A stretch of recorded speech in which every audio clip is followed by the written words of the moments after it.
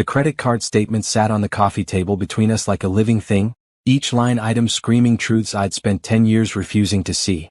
Brandon shifted in his seat, his eyes darting from the paper to my face and back again, searching for the woman who would explain it away, make excuses, understand why he needed to spend $3,000 at a jewelry store I'd never seen a piece from. "Simone, baby, let me explain," he started, reaching for my hand. I pulled back, my fingers curling into my palm. The statement wasn't the worst of it.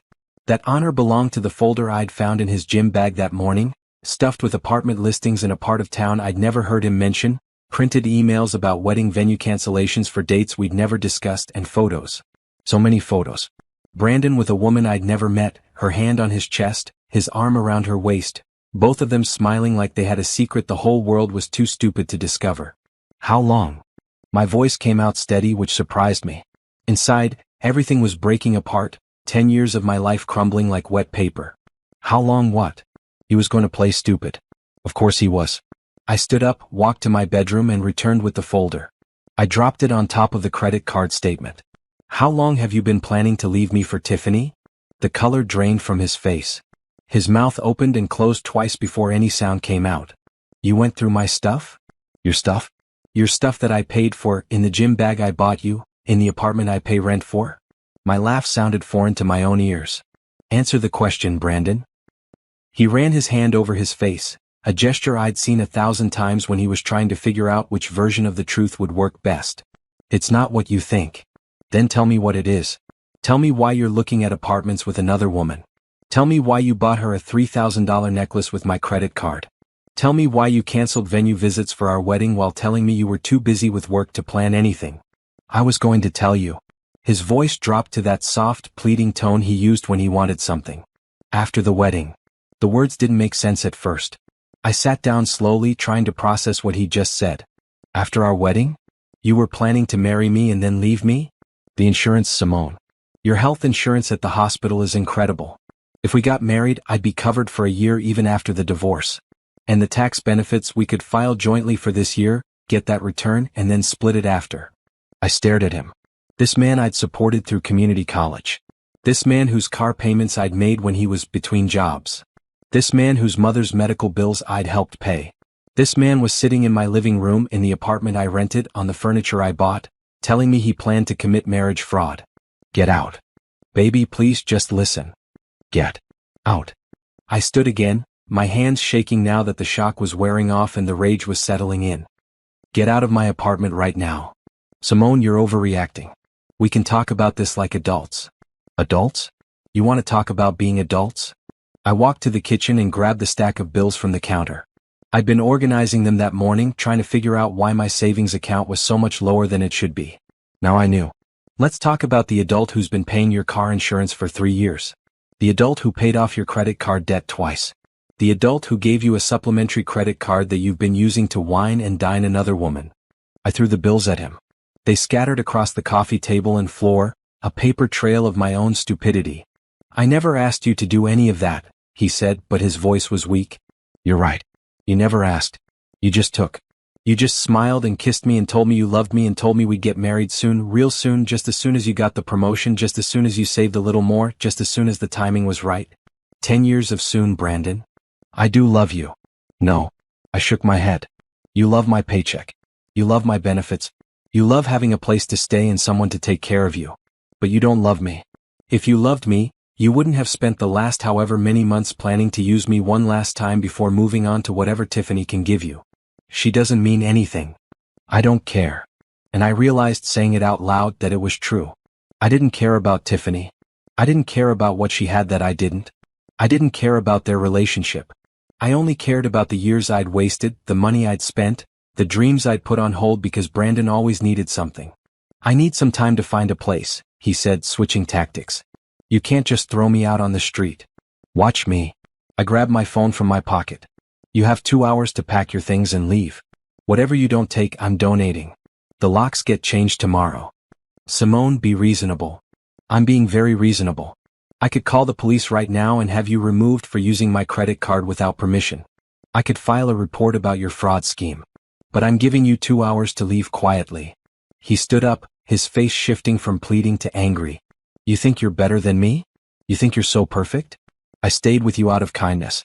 Do you know how many men would put up with a woman who works all the time, who's always tired, who never wants to do anything fun? There it was. The real Brandon, the one who'd been hiding behind the sweet words and empty promises. And yet you were planning to marry me anyway, I said softly. For the insurance. For the tax break. Funny how my terrible qualities didn't matter when you needed something. He grabbed his jacket from the back of the couch. I'll come back tomorrow for my stuff. No, you won't. 2 hours. Starting now. I looked at my phone. It's 4 o'clock. You have until 6. This is crazy. You're being crazy. I'm being smart. For the first time in 10 years, I'm being smart. I walked to the door and opened it. The clock's ticking. He stared at me for a long moment, probably waiting for me to break down, to cry, to beg him to stay and work it out. When I just stood there holding the door, he finally moved. He walked past me without another word, pulling out his phone as he headed down the hallway. I closed the door and locked it. Then I slid down to the floor, my back against the wood, and let myself feel everything. Not sadness, not yet. That would come later. Right now I felt angry. Furious. 10 years. I'd given this man 10 years of my life, and he'd been planning to scam me out of one more. My phone buzzed. A text from Brandon. You'll regret this. You need me more than I need you. I blocked his number. Then I called my brother Andre. Hey sis, what's up? Can you come over? And bring some boxes? I need help getting someone's stuff out of my apartment. Brandon's stuff. Andre had never liked Brandon, had told me repeatedly that the man was using me. I hadn't listened. Yeah. I'll be there in 20 minutes. You okay? No. But I will be. I hung up and looked around my apartment. My apartment that I'd paid for every month for 8 years. My furniture that I'd saved up for and carefully chosen. My life that I'd been sharing with someone who saw me as nothing more than a meal ticket. The credit card statement was still on the coffee table. I picked it up and looked at the charges again. Restaurants I'd never been to. Clothes from stores I couldn't afford to shop at for myself. Hotels. Concert tickets. All the things Brandon had been doing with Tiffany while telling me he was too broke to take me out for my birthday. My phone buzzed again. A different number this time. This is Tiffany. We need to talk about Brandon. I stared at the message. Part of me wanted to know what she had to say, wanted to understand what kind of woman helps a man betray someone else. But I knew that conversation would lead nowhere good. I'd end up angry or hurt or somehow feeling guilty for ruining their plans. I deleted the message and blocked that number too. Andre arrived with boxes and our cousin Jerome, both of them looking ready for a fight. When I explained what happened, showed them the evidence, they got to work without questions. Brandon's clothes went into boxes. His shoes, his toiletries, his gaming system, his collection of watches I'd bought him for various anniversaries. All of it packed up and stacked by the door. Brandon showed up at 5:45, 15 minutes before his deadline. He had Tiffany with him. She was shorter than me, Kavya, with hair that had definitely cost money to maintain. She wore a tight red dress and heels that made her tower over her natural height. She looked me up and down with obvious disdain. You must be Simone, she said, like my name tasted bad in her mouth. And you must be leaving, I replied. Brandon, your stuff is by the door. Take it and go. We need to discuss the financial situation, Brandon said, trying to sound official and grown up. I'm entitled to compensation for the years I spent building a life with you. Andre laughed out loud. Compensation? For what? Spending her money? I contributed to this relationship, Brandon said, his jaw tight. Name one thing you paid for, Jerome challenged. One bill. One piece of furniture. One grocery run. Brandon's face went red. It's not about money. I gave her emotional support, companionship. While planning to leave her for insurance benefits, I finished. Take your stuff and go, Brandon. If you're not out of this building in 10 minutes, I'm calling the police.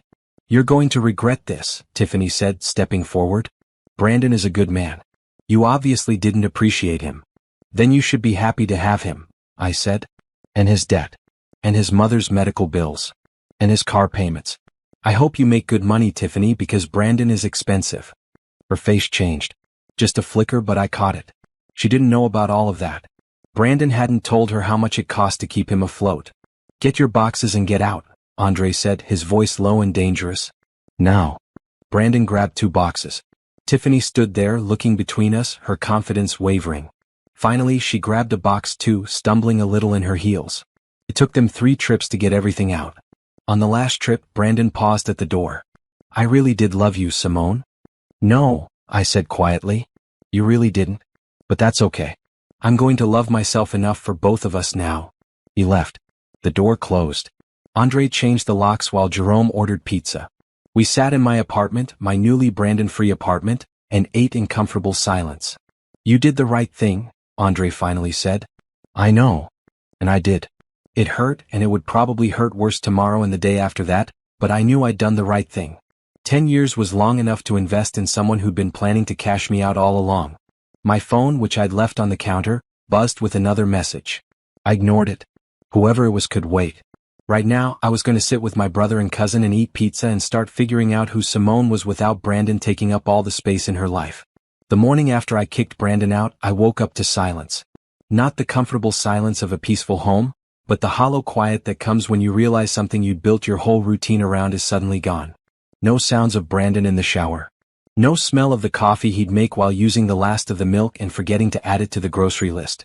No notifications on my phone asking me to pick something up on my way home from work. Just silence. I lay in bed, staring at the ceiling, and let myself remember.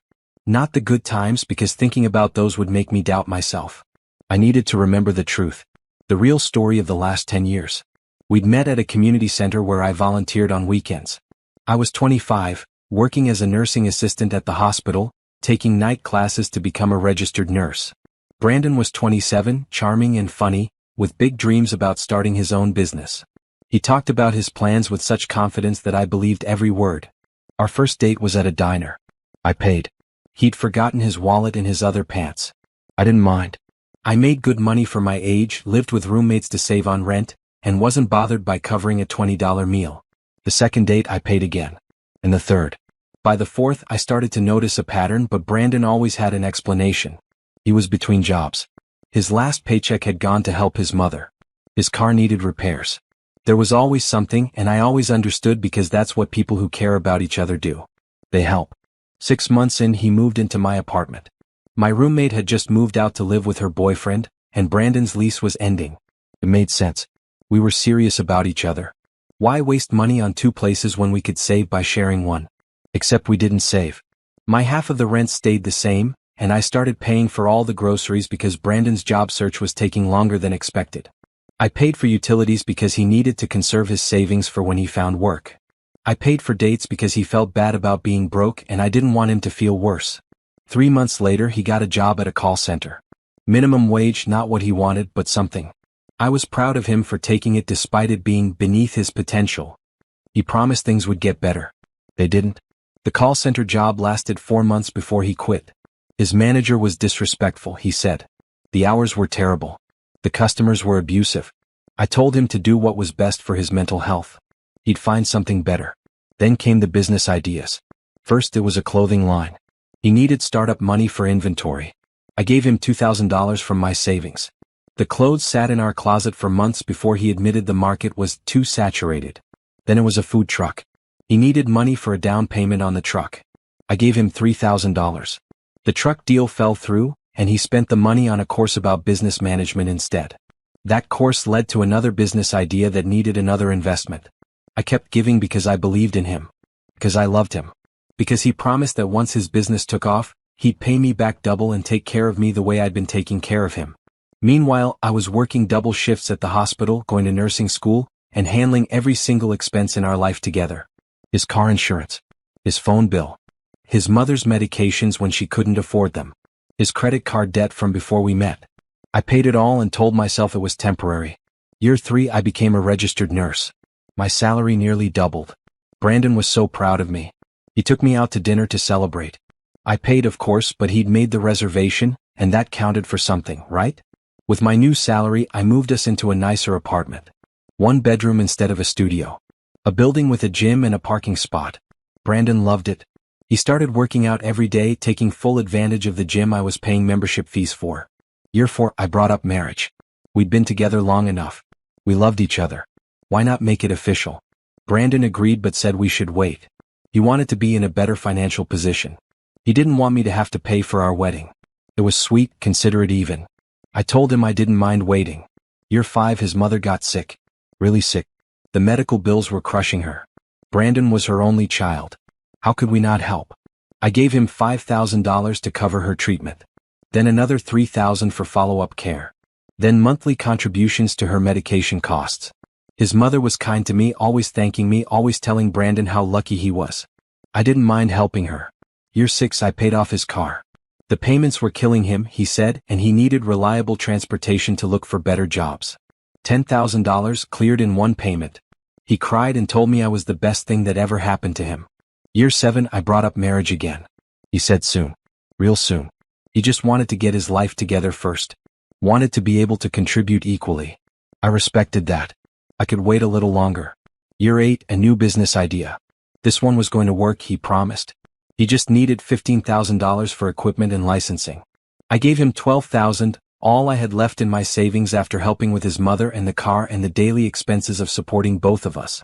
The business lasted 6 months before he shut it down. Wrong timing, he said. The market wasn't ready. Year 9 I got a promotion at the hospital. Nurse supervisor. Better pay, better hours, better benefits. Brandon suggested we upgrade our apartment again. Move into a building with better amenities. I wasn't sure we could afford it, but he insisted we deserved it. We moved into the place where I still lived, the place I'd kicked him out of yesterday. Higher rent, higher utilities, but Brandon seemed happier. Year 10 started with me bringing up marriage again. 10 years was long enough, wasn't it? He agreed. He got down on one knee with a ring I later learned he'd bought with my credit card. I said yes because I loved him and because I'd invested 10 years of my life in this man. We set a date. Started planning. He suggested I handle most of it since I was so good at organizing things. I didn't mind. I'd been handling everything else. Lying in my bed now thinking about all of it, I felt stupid. How had I not seen it? How had I convinced myself that a man who contributed nothing, who paid for nothing, who built nothing, was somehow my partner? My phone rang.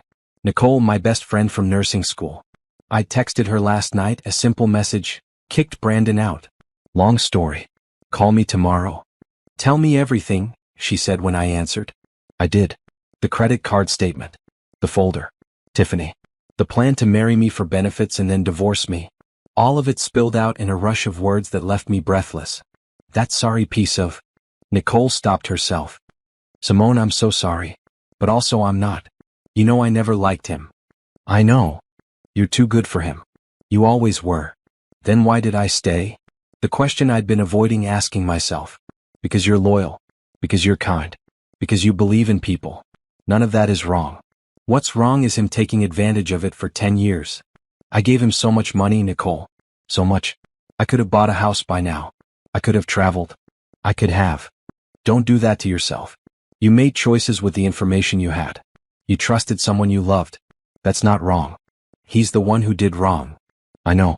But knowing it and feeling it are different things. Give yourself time.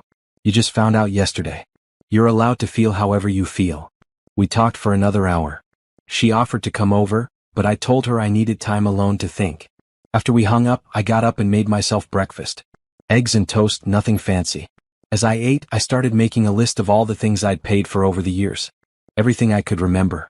The list filled 3 pages. Rent and utilities for 10 years, minus the few months Brandon worked at the call center and contributed $200 monthly. Car insurance, phone bills, groceries, dates, gifts, medical expenses for him and his mother, business investments, credit card debt payments, clothes, shoes, gym memberships, subscriptions to streaming services he wanted, furniture, appliances, and dozens of smaller things I couldn't quite categorize. I added it all up. The number made me sick. Over $100,000. Maybe more if I counted the things I'd forgotten or the increased costs of bigger apartments and nicer things he'd wanted. $100,000 spent on a man who'd been planning to use me one last time before leaving. I thought about Tiffany. She'd looked so confident last night, so sure of herself. Did she know what she was getting? Did Brandon tell her about his mother's medical bills, his non-existent savings, his string of failed business attempts? Or had he sold her the same dream he'd sold me, just with a different timeline? My phone buzzed. A message from an unknown number. This is Brandon's mom. I heard what happened. Can we talk? I stared at the message. Brandon's mother had always been kind to me. She'd thanked me for helping with her medical bills, had told me repeatedly that I was the daughter she'd never had. But she'd also raised Brandon. She'd taught him whatever values made him think using people was acceptable. I didn't respond. Maybe that was cold, but I didn't have the energy to manage anyone else's feelings about my decision. Instead, I opened my laptop and started going through my finances properly. Bank statements, credit card bills, investment accounts, everything. I needed to see exactly where I stood now that I was supporting only myself. The picture was better than I'd feared but worse than it should have been. My checking account was healthy thanks to my recent promotion. My savings account was nearly empty. My retirement account was okay but not where it should be for someone my age with my salary. I had no debt, which was good, but I also had no assets beyond my car and the furniture in my apartment. At 35 years old, I was starting over financially. 10 years of wealth building gone. Spent on a man who'd given me nothing in return except broken promises and a fake future. But I had my job. I had my health. I had my independence. And I had a clear view of reality now, which was worth more than any amount of money I'd wasted. I spent the rest of the day cleaning the apartment. Deep cleaning. Scrubbing every surface that Brandon had touched, washing every dish he'd eaten from, vacuuming every corner where his presence had left marks. With each swipe of the cloth, each spray of cleaner, I felt a little lighter. A little freer. By evening, my apartment looked different. Better. It was mine again, fully mine, no longer a space I was sharing with someone who didn't appreciate it. Andre called to check on me. How you holding up? Better than I expected. Worse than I hoped. That's fair. You need anything? Not right now. But thank you for yesterday. For coming over and helping. That's what brothers are for. And Simone? I'm proud of you. I know it hurts now, but you did the right thing. I know. I just wish I'd done it sooner. You did it when you were ready. That's what matters. After we hung up, I made myself dinner. A nice dinner, not the quick meals I usually threw together after long shifts. I set the table properly, used the good dishes I'd been saving for special occasions, poured myself a glass of wine. I ate slowly, tasting each bite, enjoying the quiet. This was my life now. Just mine. No one to support but myself. No one to make excuses for. No one to believe in despite all evidence suggesting I shouldn't. It felt strange. After 10 years of organizing my life around Brandon's needs and wants and dreams, I didn't quite know what to do with all this freedom. But I'd figure it out. I had time now. Time and money and energy that I could spend on myself. My phone buzzed again. Another unknown number. Another message, "You're making a mistake. Brandon loves you. Give him another chance." I blocked the number. How many people had Brandon enlisted in his campaign to get back into my good graces? How many friends and family members were going to reach out, trying to guilt me into taking him back? It didn't matter. I'd made my decision. The locks were changed. My credit cards were canceled and reissued. Brandon's name was off every account. He was out of my life and he was staying out. I went to bed early that night, exhausted from emotions more than physical activity. As I lay in the dark, I thought about the future. Not the future I'd been planning with Brandon, the wedding and the house and the kids and the life we'd talked about so many times. That future was gone, had never been real anyway. I thought about my actual future. The one where I saved money for myself. Where I made decisions based on what I wanted, not what someone else needed. Where I built something real and solid and mine. It scared me. 10 years was a long time to be with someone. I didn't know how to be single.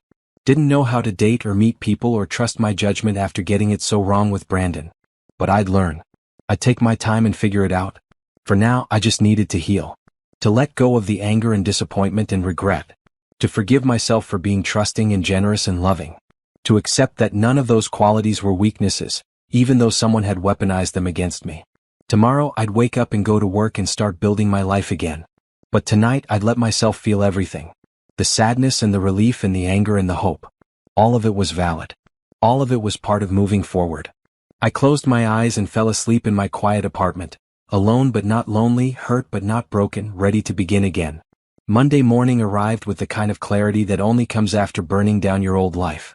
I woke up at 5 a.m., my usual time, but instead of the rushed routine I'd perfected over the years to make sure Brandon had everything he needed before I left for my shift, I took my time. Long shower. Careful makeup. A bright blue dress I'd bought months ago but never worn because Brandon said it made me look like I was trying too hard. I looked good. Better than I'd looked in months. I snapped a photo of myself in the mirror and sent it to Nicole with the caption, "First day of the rest of my life." She responded immediately, "Gorgeous. Brandon is an idiot. Go show the hospital what they've got." At work, I dove into my tasks with renewed focus. Patient rounds, medication management, staff coordination, the endless paperwork that came with being a supervisor. I'd always been good at my job, but over the last few years I'd started just getting by. Too tired from managing Brandon's chaos to give my full attention to my career. Today I felt the difference. Sure. Present. Capable. During my lunch break, I sat in my car and made a list. A systematic plan for removing every trace of Brandon from my financial life. I'd started Saturday night by changing the locks and blocking his number, but there was more to do. First call, my credit card company. I need to report unauthorized use and remove an authorized user from my account. The representative was kind and efficient. I'm sorry to hear you've experienced this. Let me help you secure your account. Within 20 minutes, Brandon's access to my credit card was terminated. The card I'd given him 3 years ago, the one he'd used to buy jewelry for another woman, was now worthless plastic in his wallet. I requested a new card number for myself and set up fraud alerts. Second call, my bank. Same process. Remove Brandon as an authorized user on my checking account. Set up new account numbers. Enable two-factor authentication on all my online access. The banker asked if I wanted to file a police report about the fraudulent charges. I said I'd think about it. Third call, my car insurance. Brandon had been on my policy for 5 years because it was cheaper than him getting his own. Not anymore. I removed him and my monthly premium dropped by $60. $60 I'd been paying every month for years to insure a car I didn't drive, for a person who'd been planning to betray me. Fourth call, phone company. Brandon was on my family plan. I removed his line. Another $40 back in my pocket monthly. Fifth call, streaming services. I changed all the passwords. Brandon loved his shows. He could pay for his own subscriptions now. By the time my lunch break ended, I'd cut off every financial tie I could think of. My monthly expenses had dropped by over $300. $300 that had been going to support a grown man who refused to support himself. The rest of my shift passed quickly. I was reviewing patient charts when my supervisor, Patricia, stopped by my desk. "Simone, you look different today." "Good different." I smiled. "Thanks. I made some changes in my personal life this weekend." "The good kind of changes?" "The overdue kind." She nodded knowingly. "Those are usually the best kind." "Listen, I wanted to talk to you about something. The hospital is opening a new cardiac unit next month. We need a strong nurse supervisor to help set it up. It's a promotion. Better pay, better hours, more responsibility. I think you'd be perfect for it." My heart jumped. "Really? Really? You've been doing excellent work and I've noticed you're even sharper lately. Whatever changes you made, keep making them. Think about the position. Let me know by Friday if you're interested." "I'm interested. Definitely interested." After Patricia left, I sat at my desk trying to process the moment. A promotion. More money. More responsibility. This was what happened when I stopped pouring all my energy into someone else and started investing in myself. I finished my shift at 7 p.m. and drove home through the evening traffic, my mind already planning how I'd spend the extra money from the promotion. Savings. Retirement account. Maybe a vacation. A real vacation, not the staycations Brandon and I had taken because he never had money for a trip. When I pulled into my parking spot, I saw him. Brandon, leaning against the building near the entrance, his hands in his pockets, trying to look casual. My stomach tightened. I considered staying in my car, calling someone, but I refused to be afraid in my own home. I grabbed my bag and walked toward the entrance, not looking at him. "Simone, please, we need to talk." He fell into step beside me. "We have nothing to talk about. You need to leave." "I just need 5 minutes." 5 minutes to explain. I stopped and turned to face him. "Explain what?" "Explain how you plan to commit marriage fraud? Explain how you spent 10 years using me? Explain why you thought I'd keep supporting you after you moved on to someone else? Which part needs explaining, Brandon? It wasn't like that. I made mistakes, but I love you. I always loved you. You loved my money. And now you don't have access to it anymore, so there's nothing left for us to discuss." His expression shifted from pleading to angry. "You canceled my credit card. You kicked me off your insurance. You shut off my phone line. How am I supposed to live? The same way every other adult lives. Get a job. Pay your bills. Figure it out. After everything I gave you? After 10 years together?" I laughed. I couldn't help it. "What did you give me, Brandon? Name one thing. One single thing you contributed to our relationship besides stress and debt." "I gave you companionship. I was there for you emotionally. You were planning to leave me for insurance benefits. That's not companionship. That's fraud. I changed my mind. The wedding is back on. We can make this work." "The wedding was never on. You were never planning to actually marry me. You were planning to use me one more time and then leave. I saw the emails, Brandon. The cancellations. The apartment listings. I know everything. He grabbed my arm. Not hard, but enough to make me stop. You're not thinking clearly. You're emotional. Let's go inside and talk this through like rational people. I pulled my arm away. Don't touch me. Don't come to my apartment. Don't wait for me outside my building. If you do any of this again, I'm filing a restraining order. You don't mean that. Try me. I walked past him into the building. He called after me, but I didn't turn around. In the elevator, my hands shook. Not from fear, but from anger. The audacity of that man showing up at my home, demanding access to my time and space and resources after everything he'd done. In my apartment, I locked the door and leaned against it, breathing deeply. My phone buzzed. A text from an unknown number. I can't believe you're being this cruel. After everything we've been through. You've changed. I blocked the number. Then I called Andre. He showed up at my apartment, I said when he answered. Want me to come over? No. I handled it. But I might need your help with something else. Name it. I want to document everything. Every interaction, every message, every time he shows up. I want a paper trail in case I need a restraining order. Smart. I'll help you set up a file. Screenshots, written records, dates and times. We'll make it airtight. We spent an hour on the phone organizing my documentation. The original credit card statement. The folder from his gym bag. Screenshots of text messages before I'd blocked him. Today's encounter outside my building. Everything cataloged and saved in multiple locations. You're doing the right thing, Andre said. Protecting yourself legally is important. I know. I just hate that it's necessary.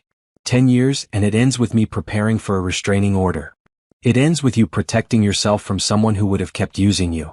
That's not a bad ending, sis. That's you being strong. After we hung up, I made dinner and tried to relax, but my mind kept circling back to Brandon's words. After everything I gave you. The delusion was almost impressive. He genuinely believed he'd contributed something valuable to our relationship. He'd rewritten our entire history in his head to make himself the victim. My phone rang. Unknown number. I answered, ready to tell Brandon off one more time. Simone? It's Tiffany. We need to talk. I almost hung up. Almost. But curiosity got the better of me. Talk about what? About Brandon. About this situation. You're being unfair. I'm being unfair? I'm not the one who helped a man cheat on his partner of 10 years. He told me you two were basically over. That you were just roommates at that point. Did he also tell you I was paying for everything? His car, his insurance, his phone, his housing, his food. Silence. Did he tell you about the wedding we were planning? The venue deposits I'd put down? The dress I'd already bought? More silence. What did he tell you, Tiffany? Let me guess. He told you he was independent, successful, just waiting for the right moment to leave his terrible girlfriend who didn't understand him. Something like that, she admitted quietly. Well, now you know the truth. Brandon doesn't have money. He doesn't have insurance. He doesn't have a job. What he has is a talent for finding women who will support him. If you want to be the next one, that's your choice. But don't call me and tell me I'm being unfair. I didn't know. He said. I don't care what he said. I care about the truth. And the truth is Brandon is a user. He used me for 10 years and he was planning to use me for insurance benefits before moving on to you. Now he doesn't have access to my money anymore, and I'm guessing that's why you're calling. Because he needs help and he's hoping I'll be soft enough to give it to him. He's staying at my place. He doesn't have anywhere else to go. That's not my problem anymore. He's talking about you constantly. About how you're being unreasonable. About how you owe him. I owe him nothing. I gave him 10 years and over $100,000. My debt is paid. Now I'm done. And Tiffany? You should think carefully about what you're getting into. Because whatever he's telling you he'll contribute, he won't. Whatever promises he's making, he won't keep. Ask yourself if you're ready to support a grown man who refuses to support himself. I hung up before she could respond. My hands were shaking again, but this time from satisfaction. Let Tiffany deal with Brandon's reality. Let her pay his bills and fund his dreams and listen to his excuses. She'd wanted him. Now she had him. The rest of the week passed in a blur of work and evening routine adjustments. Coming home to a quiet apartment. Cooking for one. Watching whatever I wanted on TV. Making plans that involved only my schedule. It was strange but not unpleasant. Thursday night, Nicole came over with wine and takeout. You look good, she said, studying my face. Better than you have in years. I feel good. Tired but good. Are you sleeping okay? Better than I expected. I thought I'd miss him, but mostly I missed the idea of him. The person I thought he was. Not the person he actually is. That's healthy. You're grieving the relationship you thought you had, not the person you were actually with. We ate Thai food and talked about everything except Brandon. Work drama, Nicole's dating life, plans for the upcoming holiday season. Normal conversation between friends, the kind I hadn't had much of in the last few years because Brandon had always needed something during my free time. Friday, I met with Patricia and officially accepted the promotion. More responsibility, 15% pay increase, better benefits. I'd start the new position in 3 weeks, giving the current cardiac unit supervisor time to train me. Congratulations, Patricia said, shaking my hand. You've earned this. That night, I celebrated alone in my apartment. Glass of wine, nice dinner, early bedtime. Simple but satisfying. This was my life now. Quiet. Independent. Mine. Saturday morning, I woke up to banging on my door. Loud, persistent, angry banging. Simone, open up. We need to talk. Open this door right now. Brandon's voice, but different. Desperate. Furious. I grabbed my phone and called building security. There's someone banging on my door and harassing me. Can you send someone up? 3 minutes later, security escorted Brandon out of the building while he shouted about how I'd ruined his life, destroyed his relationship with Tiffany, left him with nothing. I watched from my window as they walked him to the street. He looked rough. Unshaven, wrinkled clothes, wild eyes. This was what happened when the money ran out. When the easy life ended. When he had to face reality. I felt nothing. No satisfaction, no guilt, no sadness. Just nothing. He'd made his choices. Now he was living with the consequences. I spent the rest of the weekend reorganizing my apartment, donating the last items Brandon had left behind, reclaiming my space completely. By Sunday evening, there was no trace of him left. No clothes in the closet. No toiletries in the bathroom. No gaming system by the TV. Nothing. My apartment. My life. My future. And for the first time in 10 years, that future looked bright. The restraining order paperwork sat on my kitchen table, half filled out. I downloaded the forms after Brandon's Saturday morning incident, but I hadn't submitted them yet. Part of me hoped he'd just give up and move on. The other part knew better. Tuesday evening, 2 weeks after I'd kicked him out, I came home from my shift to find Brandon sitting on the floor outside my apartment door. He looked worse than he had on Saturday. Thinner. His clothes hung loose on his frame. Dark circles under his eyes. Simone, please. I just need to talk to you. I pulled out my phone. I'm calling security. Wait, please. 5 minutes. That's all I'm asking. Against my better judgment, I paused. You have 3 minutes. Out here. My door stays closed. He stood up, swaying slightly. I messed up. I know I did. I'm sorry. I'm so sorry. Okay. You're sorry. Now leave. I need help. I lost my place at Tiffany's. She kicked me out when she realized I couldn't pay rent. I've been staying with friends, but they're getting tired of me. I don't have anywhere to go. That's not my problem. I'm not asking to move back in. I just need some money. Enough to get a room somewhere. Enough to get back on my feet. Once I find a job, I'll pay you back. I stared at him. The audacity was almost admirable. You want me to give you money? After you planned to commit marriage fraud against me? I changed my mind about that. I couldn't go through with it. That's why I canceled the venue visits. I realized I couldn't do that to you. You canceled them because you were planning to move in with Tiffany. I saw the apartment listings, Brandon. I know the truth. I was confused. I made mistakes. But I never stopped loving you.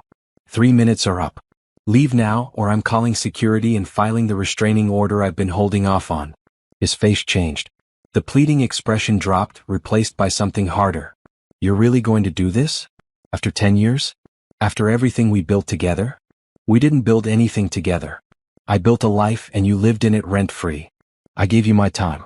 My companionship. That's worth something. Not $100,000, it's not. He stepped closer. I stepped back, my hand on the doorknob. Don't come any closer. You can't just throw away 10 years. I'm not throwing it away. You did that when you planned to use me for benefits and then leave. Now go, or I'm making that call. He stared at me for a long moment, then turned and walked down the hallway. I watched until he got on the elevator, then I went inside and locked my door. My hands shook as I picked up the restraining order paperwork. I filled out the rest of the form, documenting every incident.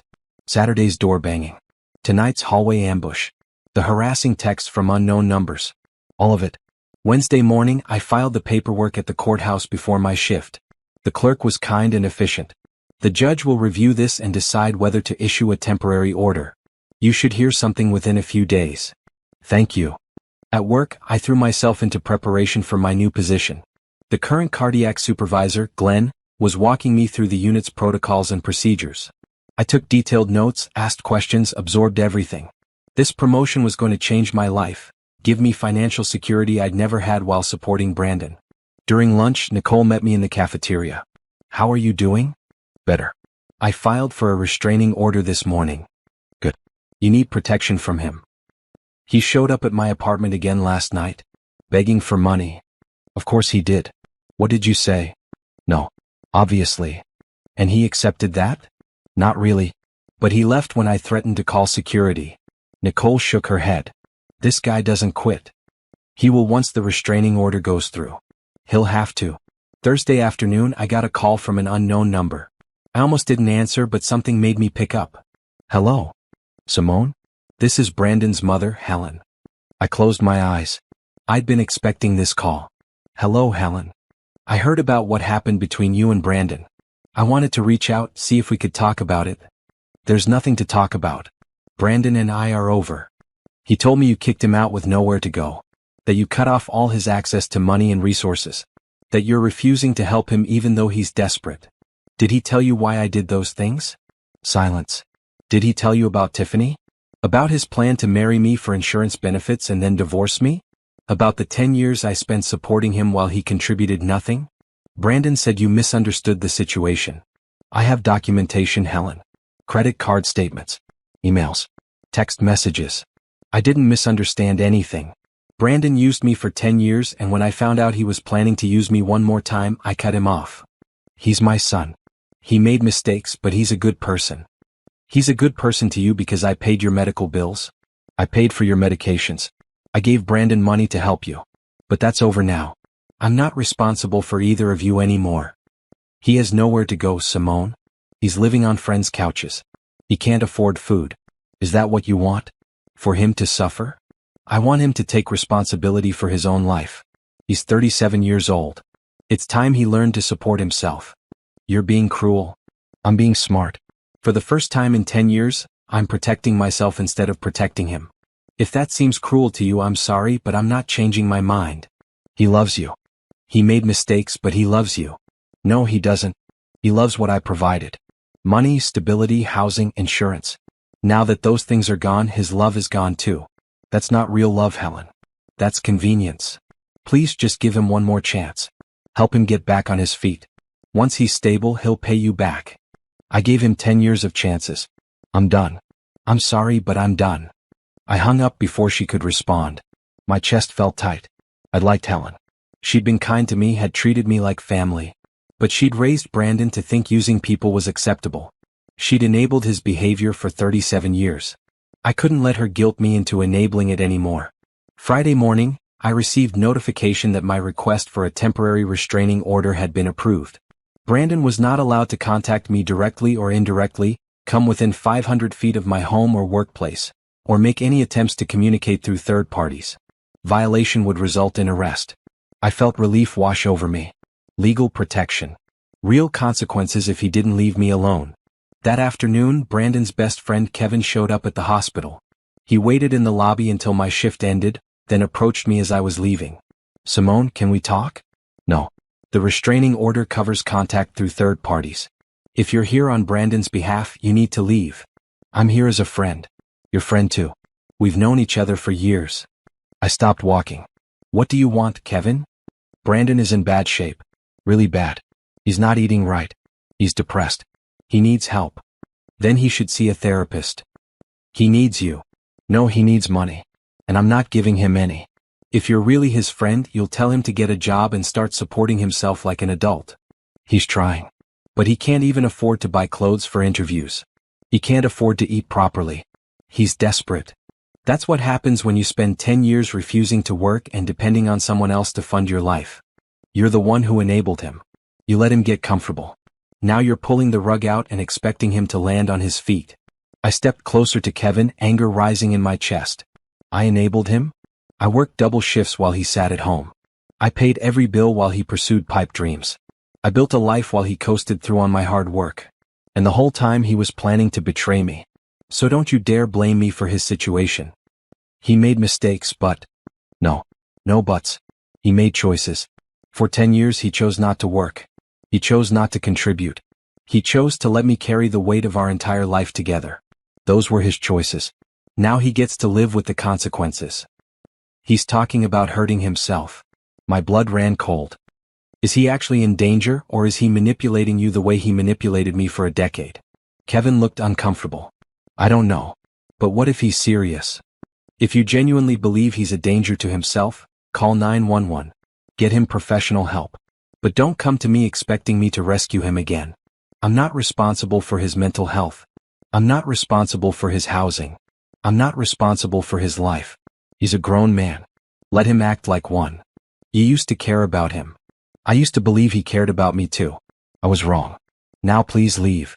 If you contact me again on Brandon's behalf, I'll file a police report for violating the restraining order. Kevin left, shaking his head like I was the unreasonable one. I sat in my car for 10 minutes trying to calm down. The manipulation tactics were escalating. First the begging. Then the mother. Now the friend warning me about self-harm. What would be next? I called Andre. They're ramping up the pressure. Who? I told him about Helen and Kevin. That's harassment through third parties. That violates the restraining order. I know. But I don't want to get his mother in legal trouble. You might not have a choice. If they keep pushing, you'll need to enforce the order. Otherwise, it's worthless. I know. I hate this. I hate that it came to this. You didn't make it come to this. Brandon did. He's the one who lied and cheated and used you. He's the one who planned to commit fraud. He's the one who's now using emotional manipulation to try to get access to your resources again. None of this is your fault. Then why do I feel guilty? Because you're a good person. But feeling guilty doesn't mean you're doing something wrong. It means you care about people. That's not a flaw, even if someone exploited it. We talked for another 30 minutes. By the time we hung up, I felt steadier. Clear. I wasn't doing anything wrong. I was protecting myself. That was healthy and necessary. Saturday, I woke up to dozens of missed calls. Brandon's number, which I had blocked, and several unknown numbers. There were voicemails. Against my better judgment, I listened to one. Simone, it's Kevin again. Brandon's in the hospital. He collapsed. You need to come. He's asking for you. My first instinct was panic. Then I remembered what Andre said about manipulation tactics. I called the hospital where I worked and asked if Brandon had been admitted. He hadn't.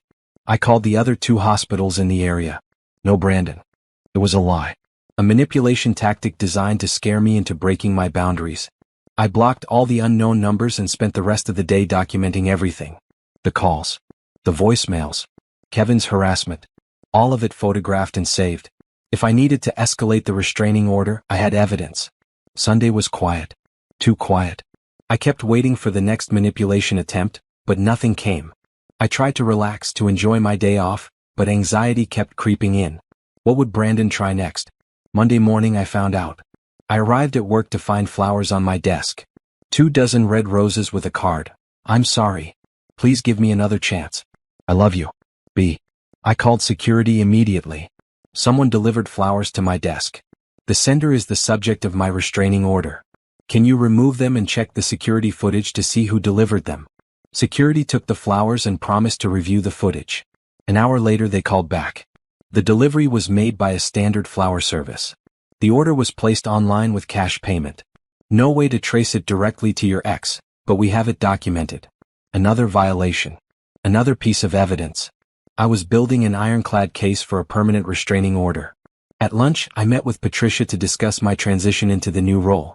She noticed my distraction. Everything okay? Personal issues. Nothing that will affect my work. If you need support, the hospital has resources. Counseling, legal aid for employees, security services. Thank you. I might take advantage of that.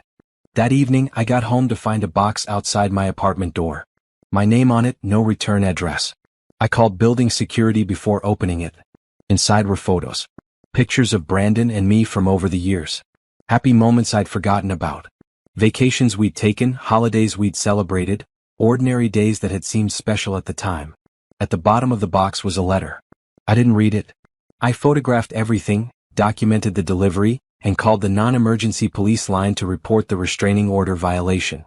The officer who took my report was sympathetic. "We'll document this. Keep saving everything. If he contacts you again, call immediately. We take these orders seriously. Thank you." Tuesday morning, I woke up to text messages from friends I hadn't talked to in years. All of them with similar messages. "Brandon reached out to me.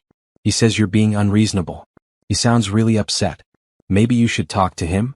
He was mobilizing everyone he knew. Trying to create social pressure. Trying to make me the villain in a story where he was the victim. I responded to each message with the same reply: "Brandon and I are no longer together.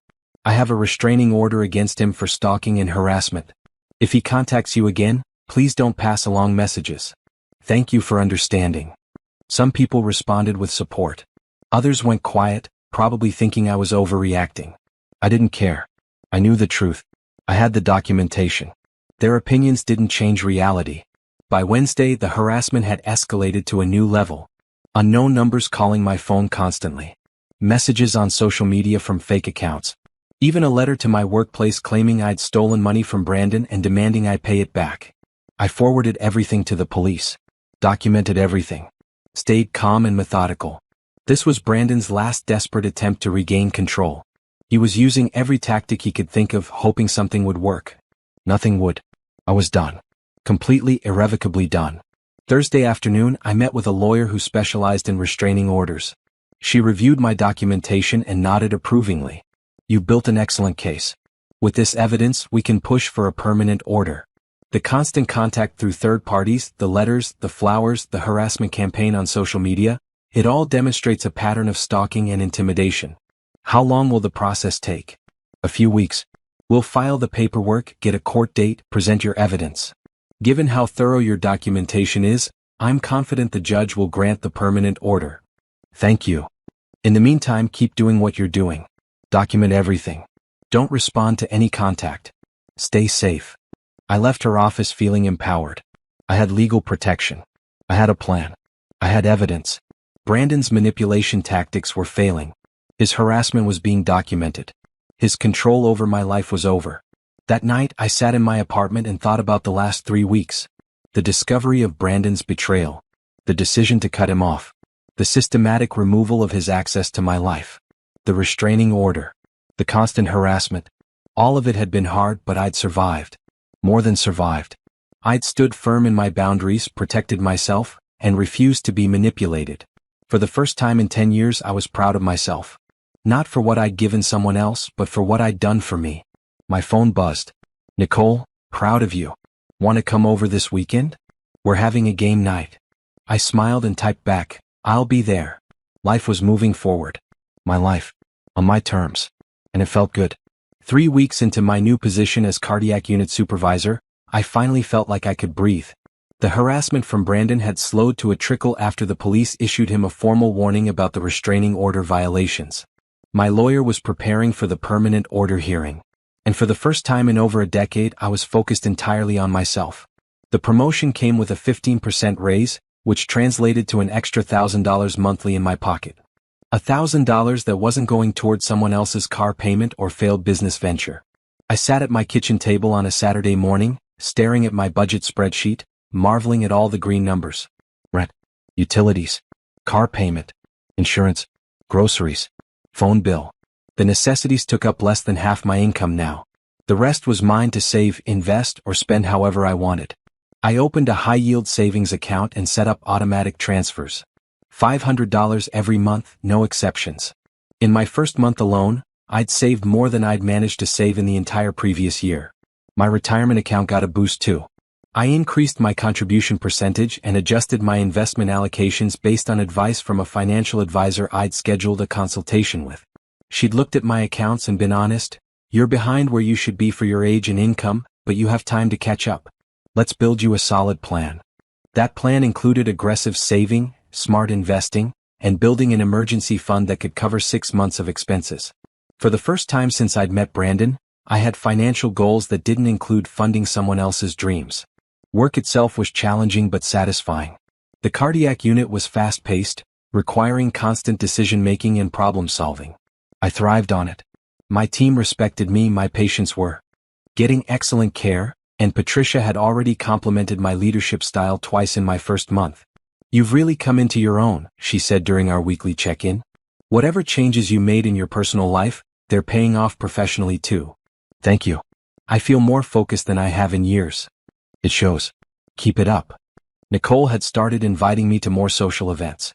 Game nights with her friends. Brunch on Sunday mornings. A book club that met monthly. I'd isolated myself during my relationship with Brandon, too tired and stressed to maintain friendships. Now I was reconnecting with people, building a social life that didn't revolve around someone else's needs. At one of Nicole's game nights, I met Elijah. He was Nicole's co-worker, a respiratory therapist at a different hospital. Tall, broad-shouldered, with an easy smile and kind eyes. He sat next to me during the board game and made me laugh with his terrible strategic decisions. "I'm not good at games," he admitted after losing spectacularly at Settlers of Catan. "But I have fun losing." "That's a good attitude to have. You're competitive though. I can tell. You played that game like you were planning 3 moves ahead." Nursing supervisor.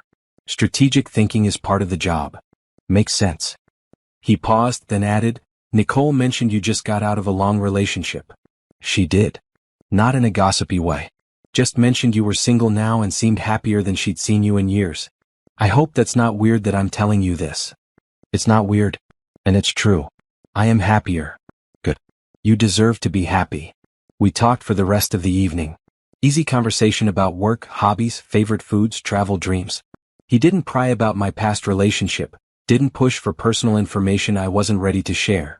He just talked to me like I was an interesting person worth getting to know. When the game night ended, he asked for my number. "I'd like to take you to dinner sometime." "No pressure. Just dinner, conversation, getting to know each other." I hesitated. Part of me wanted to say yes. Part of me was terrified of jumping into something new before I'd fully processed the old. "Can I think about it?" I asked. "Of course. Take your time. The offer stands whenever you're ready." I gave him my number anyway. "I'll let you know." On the drive home, I thought about Elijah. About the possibility of dating someone new. About whether I was ready. I'd spent 10 years with Brandon. 10 years of my life invested in someone who'd never invested back. The idea of opening myself up to that kind of hurt again was terrifying. But Elijah seemed different. He had a good job. He paid for his own drinks at the game night. He drove his own car. Small things that shouldn't matter but did after my experience with Brandon. I decided to wait. Not because I didn't like Elijah, but because I liked myself too much to rush into anything. I needed time to heal, to rebuild, to figure out who I was outside of a relationship. My brother Andre noticed the change in me too. We had lunch the following Saturday and he studied my face across the table. "You look lighter," he said. "I feel lighter.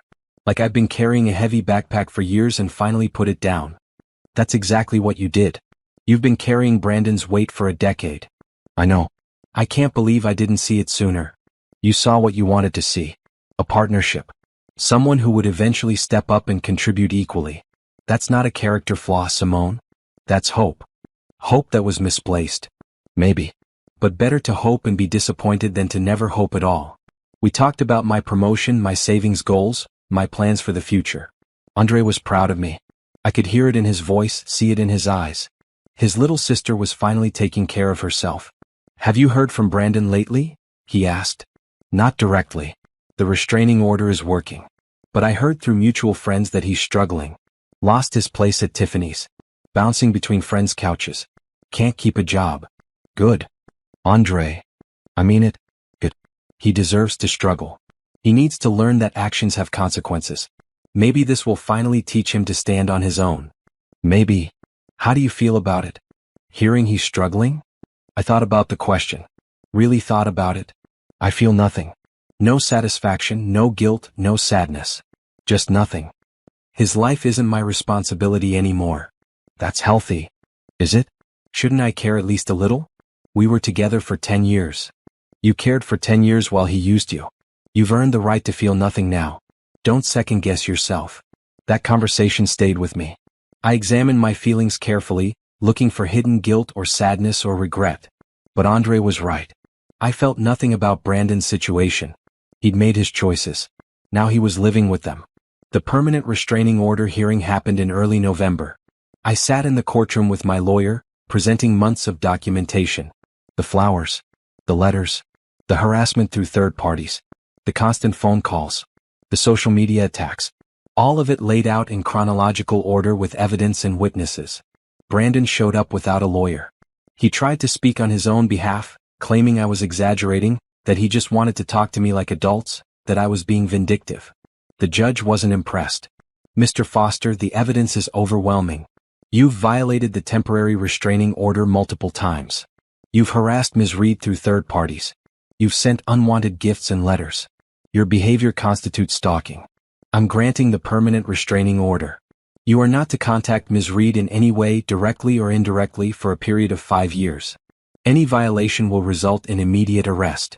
Do you understand? Brandon's face went pale. 5 years? That's excessive. It's appropriate given your behavior. Court is adjourned. I walked out of that courtroom feeling lighter than air. 5 years of legal protection. 5 years where Brandon couldn't contact me, couldn't show up at my home or workplace, couldn't send messages through friends or family. 5 years of peace. My lawyer shook my hand. Congratulations. You did everything right. The documentation, the consistency in enforcing boundaries, all of it contributed to this outcome. Thank you for your help. You did the hard part. I just made sure the law worked in your favor.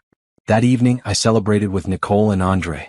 We went to a nice restaurant, ordered expensive wine, toasted to new beginnings. I felt free. Truly, completely free for the first time in a decade. What's next for you? Nicole asked. I don't know. Keep excelling at work. Keep saving money. Maybe travel. I've always wanted to see the world. You should. You've earned it. What about dating? Andre asked with a grin. Nicole told me about some guy named Elijah. I shot Nicole a look. She shrugged innocently. I might have mentioned it. I'm not ready yet. But maybe soon. He seems nice. Nice is good. Nice is what you deserve. Later that night, alone in my apartment, I looked around at my space. My furniture. My decorations. My life. Everything was mine now. No shared decisions. No compromises for someone who never compromised back. No walking on eggshells or managing someone else's moods or funding someone else's lifestyle. Just me. And it was enough. I pulled out my phone and looked at Elijah's last text. He'd been patient, checking in occasionally but never pressuring me. Hope you're doing well. No rush on that dinner. The offer stands whenever you're ready. I typed a response. I think I'm ready. How about next Saturday? His response came quickly. Saturday works great. I know a good Italian place if that sounds good. Sounds perfect. I wasn't jumping into a relationship. I wasn't looking for someone to complete me or save me or provide for me. I was just open to the possibility of getting to know someone new. Someone who had their life together. Someone who treated me like an equal. The rest of November passed in a blur of work and personal growth. I took a weekend trip to the mountains, something I'd always wanted to do but never had time for when I was managing Brandon's chaos. I hiked, breathed fresh air, took photos of stunning views. I felt alive. I hit my first savings milestone, $5,000 in my emergency fund. Money that was there just for me, just in case. Money that gave me security and peace of mind. I went on that dinner with Elijah. It was easy, comfortable, fun. We talked for hours about everything and nothing. He paid for dinner without making a big deal about it. He walked me to my car. He asked if he could see me again. I'd like that, I said. No rush though. I know you're rebuilding. I respect that. Thank you for understanding. I lost 5 years to someone who didn't appreciate me. I get it. Take your time. We went on a second date. Then a third. Nothing serious, just two people getting to know each other. He never pushed for more than I was ready to give. He respected my boundaries. He showed up when he said he would. He paid his own way.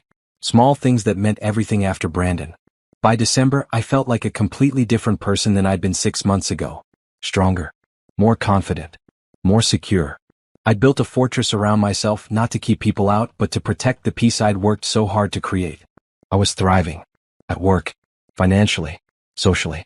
Emotionally. And it felt incredible. My apartment became my sanctuary. I decorated for Christmas, something I hadn't done in years because Brandon had always complained it was too much work. I put up a tree, hung lights, played holiday music. I invited friends over for a party. Standing in my living room surrounded by people who genuinely cared about me, I realized how much I'd been missing. Real friendships. Real connections. Real joy that didn't depend on managing someone else's needs.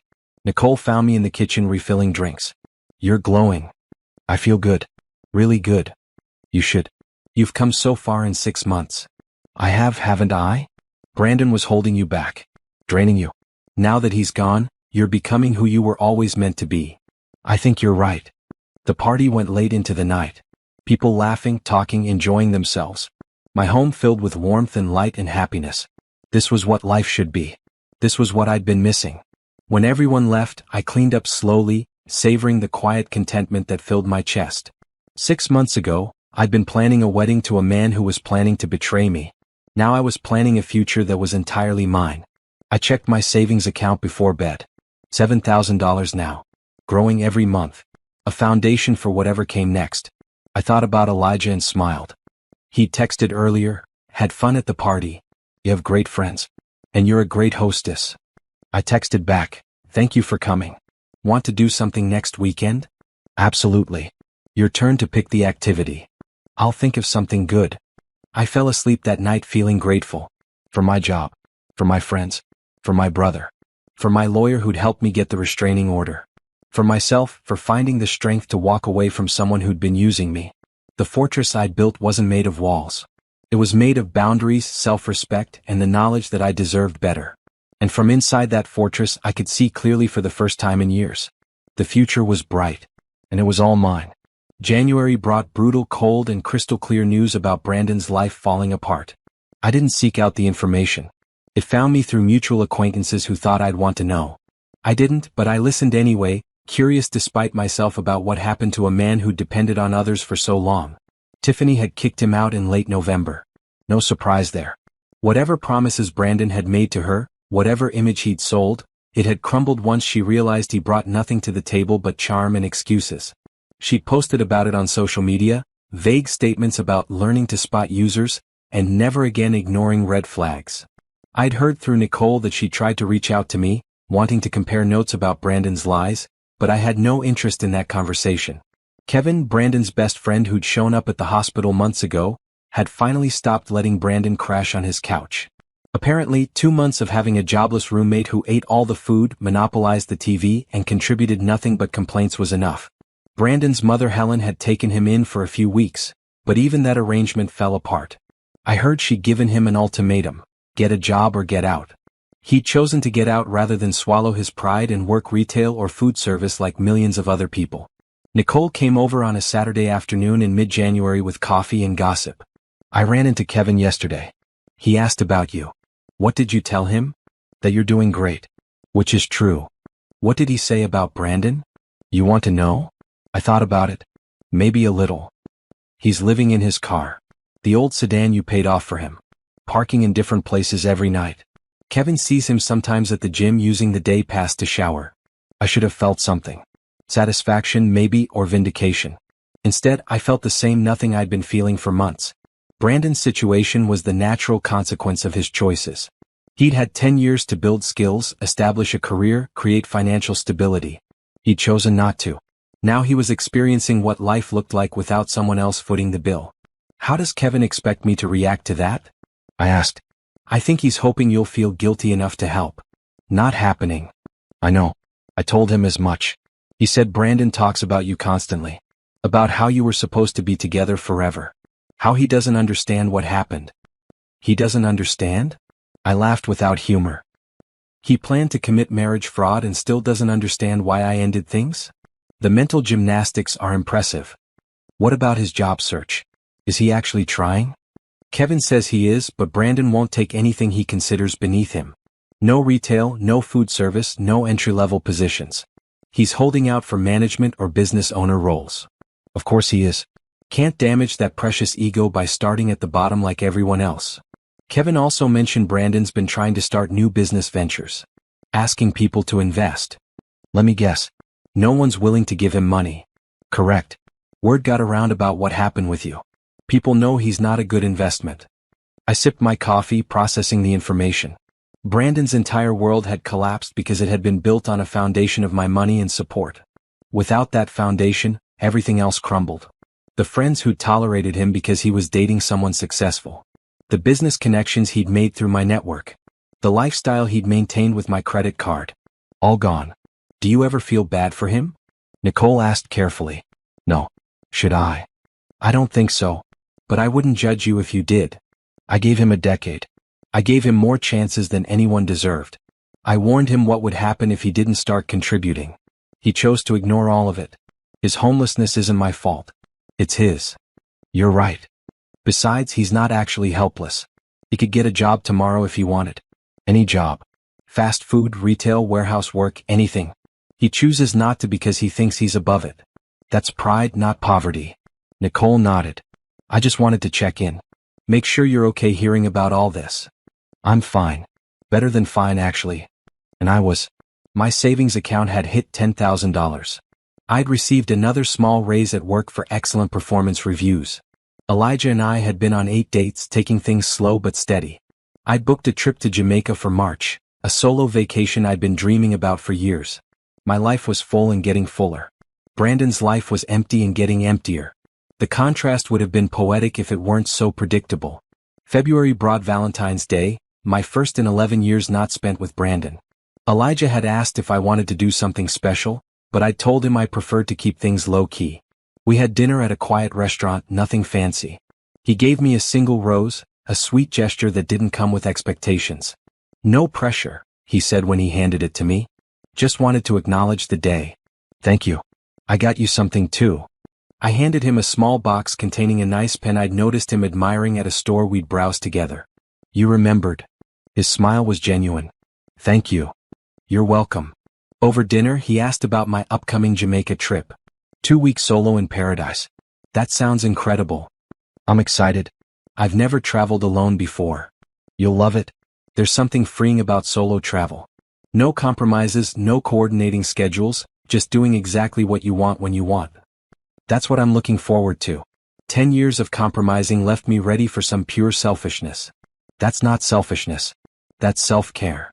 I appreciated his perspective. Elijah never pushed me to talk about Brandon, but when I did, he listened without judgment. He understood what it was like to waste years on someone who didn't deserve them. His ex had cheated on him repeatedly before he'd finally ended things. We bonded over our shared experience of choosing ourselves after years of choosing someone else. A week before my Jamaica trip, I was leaving the hospital after my shift when I saw him. Brandon sitting on a bench near the parking lot. He looked rough. Thinner than I'd ever seen him, his clothes wrinkled and dirty, his hair too long and unkempt. He stood up when he saw me. I pulled out my phone immediately. Don't, he said, raising his hands. I'm not violating the order. I'm on public property, more than 500 feet from the entrance. I needed to see you. I kept my finger hovering over the emergency call button. You need to leave. I'm homeless, Simone. Sleeping in my car. Barely eating. Is this what you wanted? What I wanted was for you to take responsibility for your own life. You're capable of working. You choose not to. I'm trying. No one will hire me. Because you won't apply for the jobs that are actually available. You want management positions when you've never managed anything. You want to run businesses when you've never successfully operated one.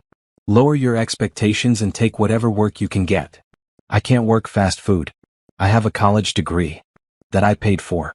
And plenty of college graduates work retail and food service while building their careers. You're not special, Brandon. You're just stubborn. I made mistakes. I know I did. But I loved you. Doesn't that count for anything? No. Love without respect, without contribution, without partnership, that's not real love. That's just words. So that's it?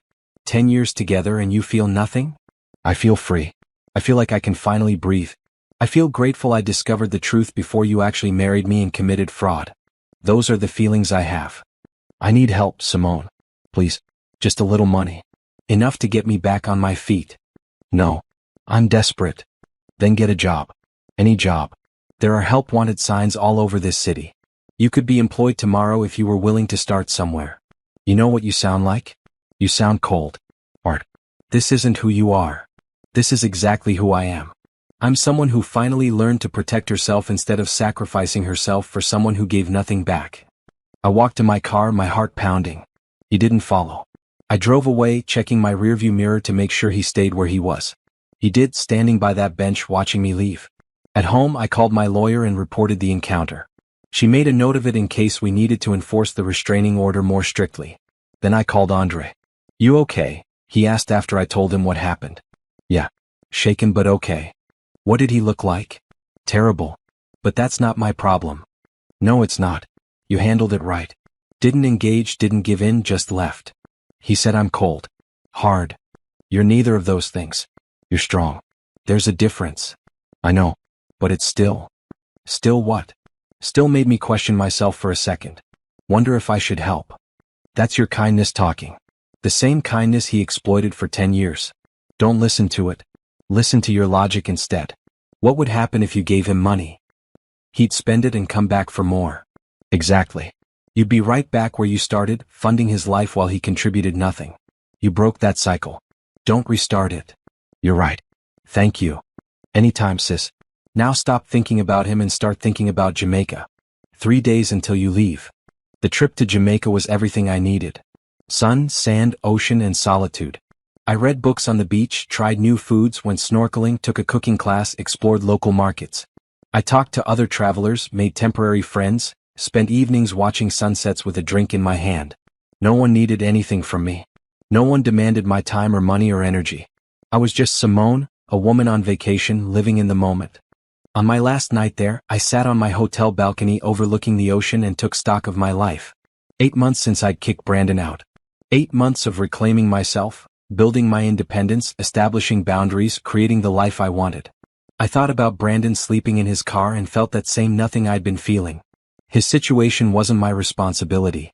I'd given him everything I had to give. What he chose to do with his life now was his concern, not mine. My phone buzzed. A text from Elijah. Hope you're having an amazing time. Can't wait to hear all about it when you get back. I smiled and typed a response. It's been incredible. See you soon. Flying home, I felt refreshed and energized. Ready to dive back into work, continue building my savings, keep exploring whatever was developing with Elijah. Ready to keep living my life without looking back. The fortress I'd built around myself was strong. Brandon's attempt to breach it with guilt and manipulation had failed. I was safe inside, protected not by walls but by self-respect and clear boundaries.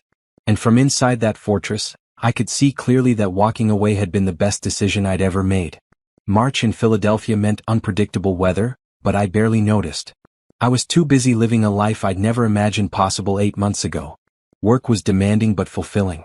My savings account had crossed $15,000. Elijah and I had progressed from casual dating to something more intentional, though we were still taking things slowly. I want to show you something, he said one Saturday afternoon as we drove through the city. Where are we going? It's a surprise. A good one, I promise. He pulled up to a community center in a neighborhood I didn't know well. Inside, there was a photography exhibition featuring work by local artists. Elijah led me through the gallery, pointing out pieces he particularly liked, asking my opinions, sharing his interpretations. I love photography, he explained. It's my creative outlet when I'm not at the hospital. You never mentioned that. I wanted to show you instead of tell you. We spent 2 hours there talking about art and perspective and how different people see the same world in completely different ways. It was the kind of date I'd never had with Brandon. Thoughtful. Intentional. Designed around shared experience rather than just going through motions. Afterward, we got coffee at a small cafe nearby. Can I ask you something? Elijah said, his hands wrapped around his mug. Sure. Where do you see this going? We've been seeing each other for almost 4 months now, and I know you've been healing from your last relationship, but I'd like to know what you're thinking. I appreciated the directness. I like spending time with you. A lot. But I'm not ready for anything serious yet. Define serious. Labels. Expectations. The assumption that we're building towards something specific. That's fair. Can I tell you what I'm thinking? Please. I'm not in a rush. I like where we are. I like getting to know you without pressure. But I also want you to know I'm not dating other people, and I'm interested in seeing where this could go when you're ready. I'm not dating anyone else either. Good to know. He smiled. So we're exclusively casual? I guess we are. Works for me. The conversation settled something in my chest. Elijah wasn't pushing me. He wasn't demanding more than I could give. He was just being honest about where he stood and letting me do the same. It was refreshing after years with Brandon, who'd promised commitment while planning betrayal. April brought my 1-year anniversary at my supervisor position and another promotion opportunity. Patricia called me into her office on a Monday morning. The hospital is expanding the cardiac program. We're creating an assistant director position to oversee operations across all cardiac units. I think you'd be perfect for it. My heart jumped. Assistant director? 20% salary increase. More responsibility. You'd be working with administration, managing budgets, overseeing multiple teams. It's a big step up. I'm interested. I thought you might be. The formal interview process starts next week, but I wanted to give you a heads up. You've exceeded expectations this past year, Simone. You've earned this opportunity. Walking out of her office, I felt 10 feet tall.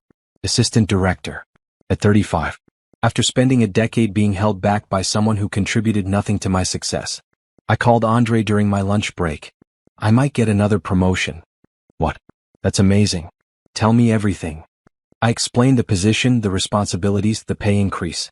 He whooped loud enough that I had to pull the phone away from my ear. This is it, sis. This is you becoming everything you were meant to be. It's just an interview. I haven't gotten it yet. You'll get it. I know you will. That evening, I told Elijah over dinner. His reaction was immediate and genuine. Simone, that's incredible. Assistant director at 35? Do you know how impressive that is? It feels surreal. It shouldn't. You work hard. You're good at what you do. You deserve this. Thank you. When will you know? Interviews are next week. Decision by end of month. You'll crush the interview. I'm not worried. His confidence in me felt different from the empty reassurances Brandon used to give. Elijah's support was based on actually seeing my work ethic, my capabilities, my growth. Brandon's had been based on needing me to succeed so he could keep benefiting from my salary. The interview process was rigorous. 3 rounds. Panel interviews with hospital administration, the cardiology department head, and current directors.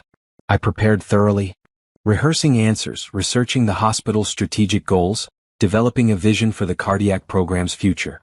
I wore a maroon dress to the final interview, my favorite color, and felt powerful walking into the conference room. The questions were tough but fair. I answered confidently, drawing on my experience, my education, my track record of success. Why do you want this position? The hospital administrator asked. Because I want to make a larger impact. As a unit supervisor, I've improved patient outcomes and team efficiency. As assistant director, I could scale those improvements across all cardiac units. I could shape protocols, mentor supervisors, drive innovation. I'm ready for that challenge. What would you say is your greatest strength? Resilience. I've overcome significant personal challenges this past year, and it's taught me how to adapt, how to stay focused on my goals, how to protect my energy for what matters. Those skills translate directly into leadership. 2 weeks later, Patricia called me into her office with a smile I recognized. Congratulations, Assistant Director Reed. I got the position. 20% raise. New office. New responsibilities. New opportunities to prove myself. I celebrated with my team that afternoon, accepted their congratulations graciously, then went home and cried. Happy tears. Relieved tears. Proud tears. I'd done this. Without Brandon dragging me down. Without someone else's chaos derailing my focus. Just me working hard, making smart decisions, building a career I loved. Elijah took me out to celebrate that weekend. Nice restaurant, champagne, heartfelt toast. To the assistant director, he said, raising his glass. May this be just the beginning of all the amazing things you accomplish. We clinked glasses and I felt something shift. Not love, not yet, but the possibility of it. The space where it could grow if I let it. Thank you for being patient with me, I said. I know I've been guarded. You've been healing. There's a difference. I'm starting to feel ready. For more, I mean. Yeah. He reached across the table and took my hand. No rush. I'm here whenever you're ready. And even when you're not. May brought my 36th birthday. Nicole threw me a party, inviting friends from work, from the book club, from various corners of my life I'd been rebuilding. Elijah came, meeting more of my people, fitting in seamlessly with his easy humor and genuine interest in everyone he talked to. Andre pulled me aside during the party. You look happy. I am happy. Good. You deserve it. And Elijah seems like a good guy. He is. Not like Brandon. Not at all. Then I approve. The party went late. People laughing, sharing stories, celebrating with me. A year ago, I'd been planning a wedding to someone who'd been planning to betray me. Now I was surrounded by people who actually cared about me, celebrating the life I'd built for myself. After everyone left, Elijah helped me clean up. "You don't have to do this," I said as he loaded the dishwasher. "I want to. Besides, we make a good team." We did. The ease of working together, the natural rhythm, the balance. It was what partnership was supposed to look like. "Can I tell you something?" I asked, leaning against the counter. "Always. I think I'm falling for you." He stopped loading dishes and turned to face me. Yeah. And it terrifies me." "Why?" "Because the last time I fell for someone, I lost 10 years of my life." "I'm not him, Simone. I have my life together. I pay my own bills. I respect your boundaries. I want you to succeed not because it benefits me, but because you deserve to succeed." "I know. Logically, I know that. But emotionally you're scared." "I get it. Take your time. I'm not going anywhere." I kissed him then. A real kiss, not the tentative ones we'd shared before, but something deeper. Something that acknowledged what was growing between us. "Thank you," I whispered when we pulled apart. "For what?" "For being patient. For being kind. For being nothing like him." "Those are pretty low bars to clear," he joked. "You clear them by miles." June brought my first paycheck as assistant director. The number on the direct deposit notification made me stare at my phone in disbelief. More money than I'd ever made. More than I'd imagined making at this stage of my career.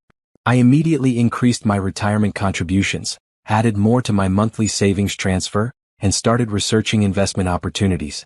The financial advisor I'd been working with helped me develop a long-term wealth-building strategy. "You're in an excellent position," she said, reviewing my accounts. "You've built strong savings, you have no debt, and your income is solid. If you keep this up, you could retire comfortably in your 50s if you wanted to." "Really? Really? You're doing everything right." Hearing that felt like validation. 10 years of supporting Brandon had set me back financially, but I was catching up. Building the future I'd sacrificed for someone who'd never appreciated the sacrifice. I bought my first piece of real estate in July. A small condo in a good neighborhood, something I could rent out for income or eventually live in. The closing felt momentous. My name on the deed. My property. My investment. No one to share it with unless I chose to. Elijah was there when I got the keys, champagne in hand. "To homeownership," he toasted. "To building wealth. To the smartest woman I know." We christened the empty condo with takeout pizza and plans for what I'd do with the space. Rent it furnished to traveling nurses. Airbnb it. Use it as a weekend retreat. The possibilities felt endless. "You're really doing it," Elijah said, looking around the empty living room. "Building the life you want." "I am. It feels good." "It looks good on you." By August, I'd been promoted, bought property, built my savings to $25,000, and developed a healthy relationship with someone who respected me. The contrast to where I'd been a year ago was staggering. And Brandon? I heard through the grapevine that he was still struggling. Still bouncing between couches. Still refusing to take work he considered beneath him. Still blaming me for his situation. I felt nothing. Not satisfaction. Not guilt. Just nothing. His life was his responsibility. Mine was mine. And I was finally fully living it. September brought crisp air and falling leaves, and with it, Brandon's most desperate move yet. I was leaving my condo, the one I'd been renovating on weekends with Elijah's help, when I saw the figure sitting on the front steps. Thin to the point of gaunt, wearing clothes that hung loose and dirty, hair matted and unkempt. Brandon. My first instinct was to call the police. This was a clear violation of the restraining order. But something in his posture, the defeated slump of his shoulders, made me pause. "You can't be here," I said, keeping my distance. "You know you can't be here." "I know. I'm sorry. His voice cracked. "I didn't know where else to go. That's not my problem. You need to leave before I call the police." "I'm homeless, Simone. Actually homeless. I've been sleeping in my car for months, but it finally died. I can't even afford to fix it. I have nothing. No money, no job, nowhere to stay. Then go to a shelter. Apply for assistance. Figure it out like everyone else in your situation has to." I did. I've been at shelters. You don't know what it's like. The things I've seen. The people. It's dangerous. So get a job and get out of that situation. I can't get a job without an address. No one will hire me when I list a shelter. That's not true. Plenty of people find work while homeless. You just won't take the jobs that are actually available. He stood up slowly, wobbling slightly. I haven't eaten in 2 days. I'm sick. I think I have pneumonia or something. I can barely breathe. I just need help. Please. I'm begging you. I looked at him closely. He did look sick. Pale, sweating despite the cool weather, trembling. But I'd learned not to trust his performances. Go to the emergency room. They can't turn you away. I don't have insurance. That's not my problem anymore. You had insurance when you were with me. You chose to throw that away when you planned to commit fraud. I was stupid. I know I was. I've paid for it. Every single day for the last year I've paid for what I did. How much more punishment do I deserve? This isn't punishment. This is consequences. Actions have results, Brandon. You spent 10 years refusing to build a life for yourself. This is what that looks like. So you're just going to let me die on the street? After 10 years together? That's who you are now. I'm someone who finally learned that I can't save people who refuse to save themselves. You have options, Brandon. Shelters, food banks, free clinics, social services. You just won't use them because you still think you're too good for the help that's actually available. I came here to ask for money. One last time. Enough to get a room for a week. Enough to eat. Enough to shower and get cleaned up for job interviews. That's all. I'll pay you back. I swear I will. No. Please, Simone. I'm desperate. You're always desperate. It's your permanent state. Because you won't do the work required to not be desperate. I've been trying. I've applied to jobs. Hundreds of them. What kind of jobs? He hesitated. Management positions. Business opportunities. Things that match my education and experience. You have no management experience. You've never successfully run a business. You're applying for positions you're not qualified for while ignoring the ones you could actually get. I can't work fast food.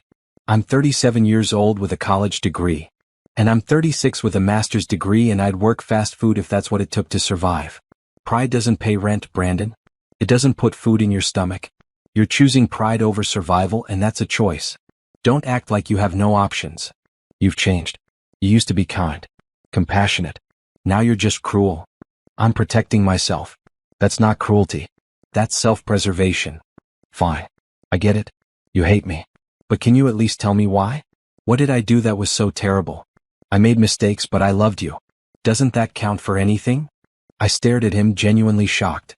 You don't actually know what you did wrong, do you? I know I hurt you. I know the thing with Tiffany was wrong. But what? You think that's the only problem? You used me for 10 years, Brandon. You let me pay for everything while you contributed nothing. You took my money, my time, my energy, my youth, and you gave back empty promises. Then, when I thought we were finally building toward a real future, I found out you were planning to commit marriage fraud. You were going to marry me for insurance benefits and then leave. That's not a mistake. That's betrayal. That's using someone in the coldest, most calculated way possible. I changed my mind about that.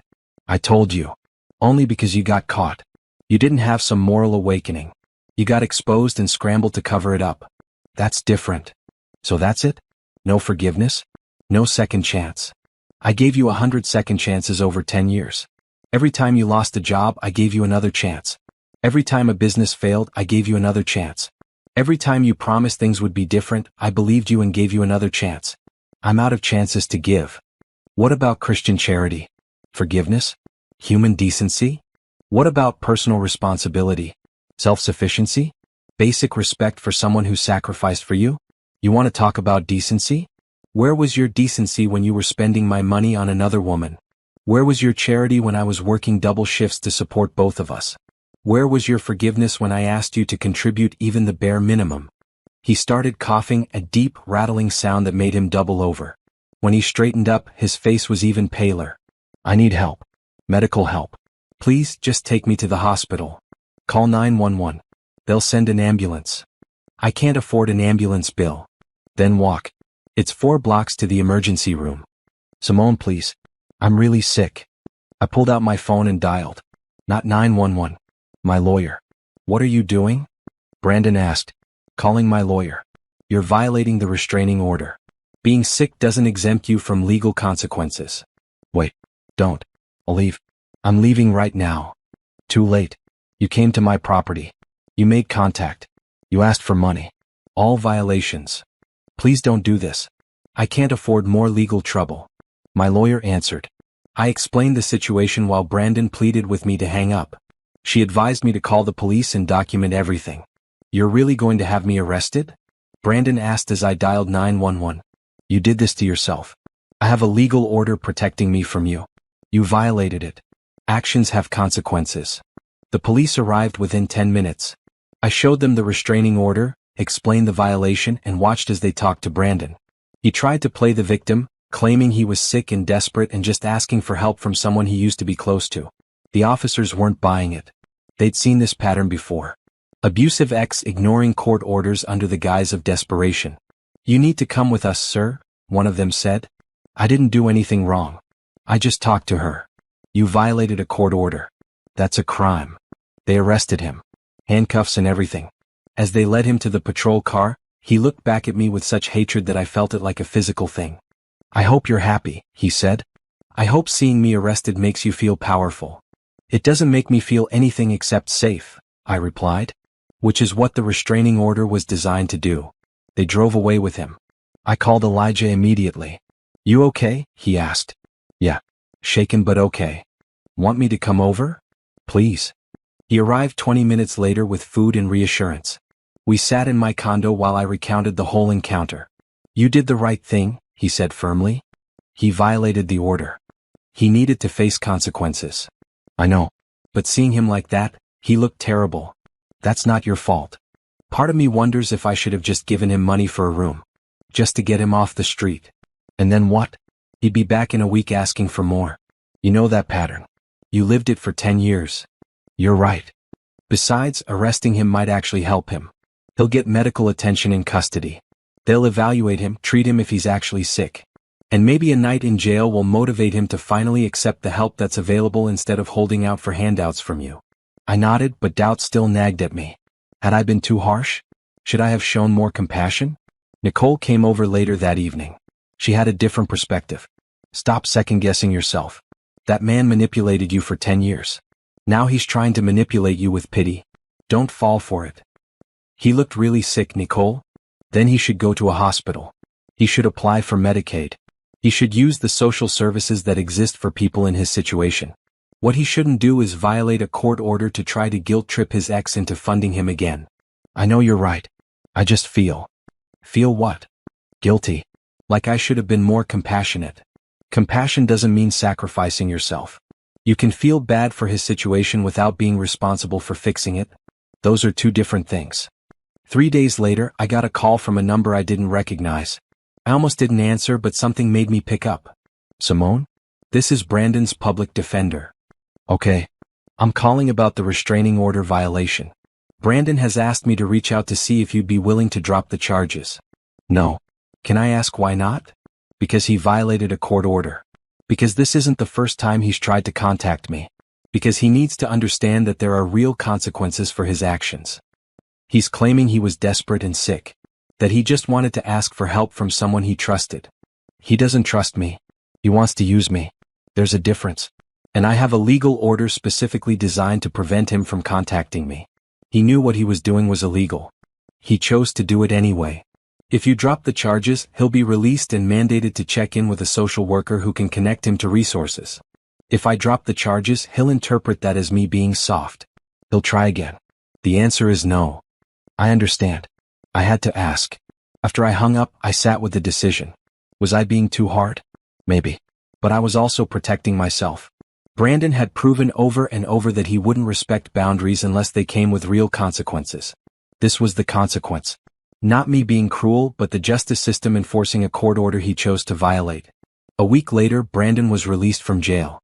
I heard through mutual acquaintances that he'd been connected with social services, given a list of resources for housing and employment assistance, and mandated to check in with a caseworker. Whether he'd actually use those resources or continue to hold out for someone to rescue him, I didn't know. And I didn't care. His choices were his own. His life was his responsibility. Mine was mine. And I was living it fully, without guilt, without looking back, without letting his chaos pull me down again.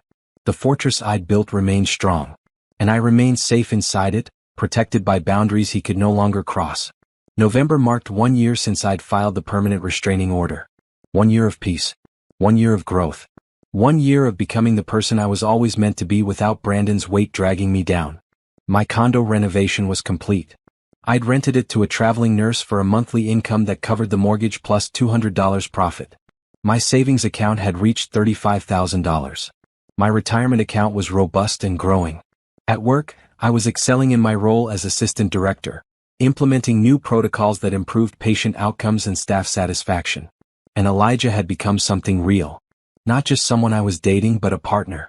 Someone who showed up, who contributed, who celebrated my wins and supported me through challenges.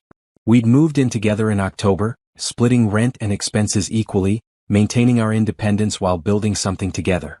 "I'm proud of you," he said one evening as we cooked dinner together in our shared apartment. "Look at everything you've accomplished in a year." "We've accomplished," I corrected. "You've been part of this journey. I've been a witness to it. You did the work. You supported me. That matters." He kissed the top of my head. "We make a good team." We did. The difference between this relationship and my decade with Brandon was stark. Elijah paid his half of everything without being asked. He took initiative around the house. He had his own career, his own goals, his own life that he invited me to be part of rather than expecting me to fund and manage. Thanksgiving came. I hosted dinner for Andre, Nicole, and a few close friends. Elijah's parents drove in from Baltimore and I met them for the first time. His mother hugged me warmly and whispered, "Thank you for making my son so happy." "He makes me happy too." The dinner table was full of laughter and good food and genuine connection. Looking around at the people gathered there, I felt a swell of gratitude. This was what I'd been missing during my years with Brandon. Real relationships with people who cared about me, not what I could provide for them. After everyone left, Elijah and I cleaned up together in comfortable silence. "Your friends really love you," he said. "I'm lucky to have them. They said you're different now than you were a few years ago. Lighter. More present." I am. Brandon was draining me, and I didn't even fully realize it until he was gone. Their loss is my gain. Pretty sure we're both winning in this situation. December brought my annual performance review. Patricia and the hospital administrator both praised my work as assistant director. "You've exceeded expectations in every category," Patricia said. "Patient satisfaction is up. Staff retention is up. Efficiency metrics are up. You've brought innovation and leadership to the cardiac program." "Thank you. I love this work." "We're creating a director position for the entire cardiovascular department. I'm recommending you for it.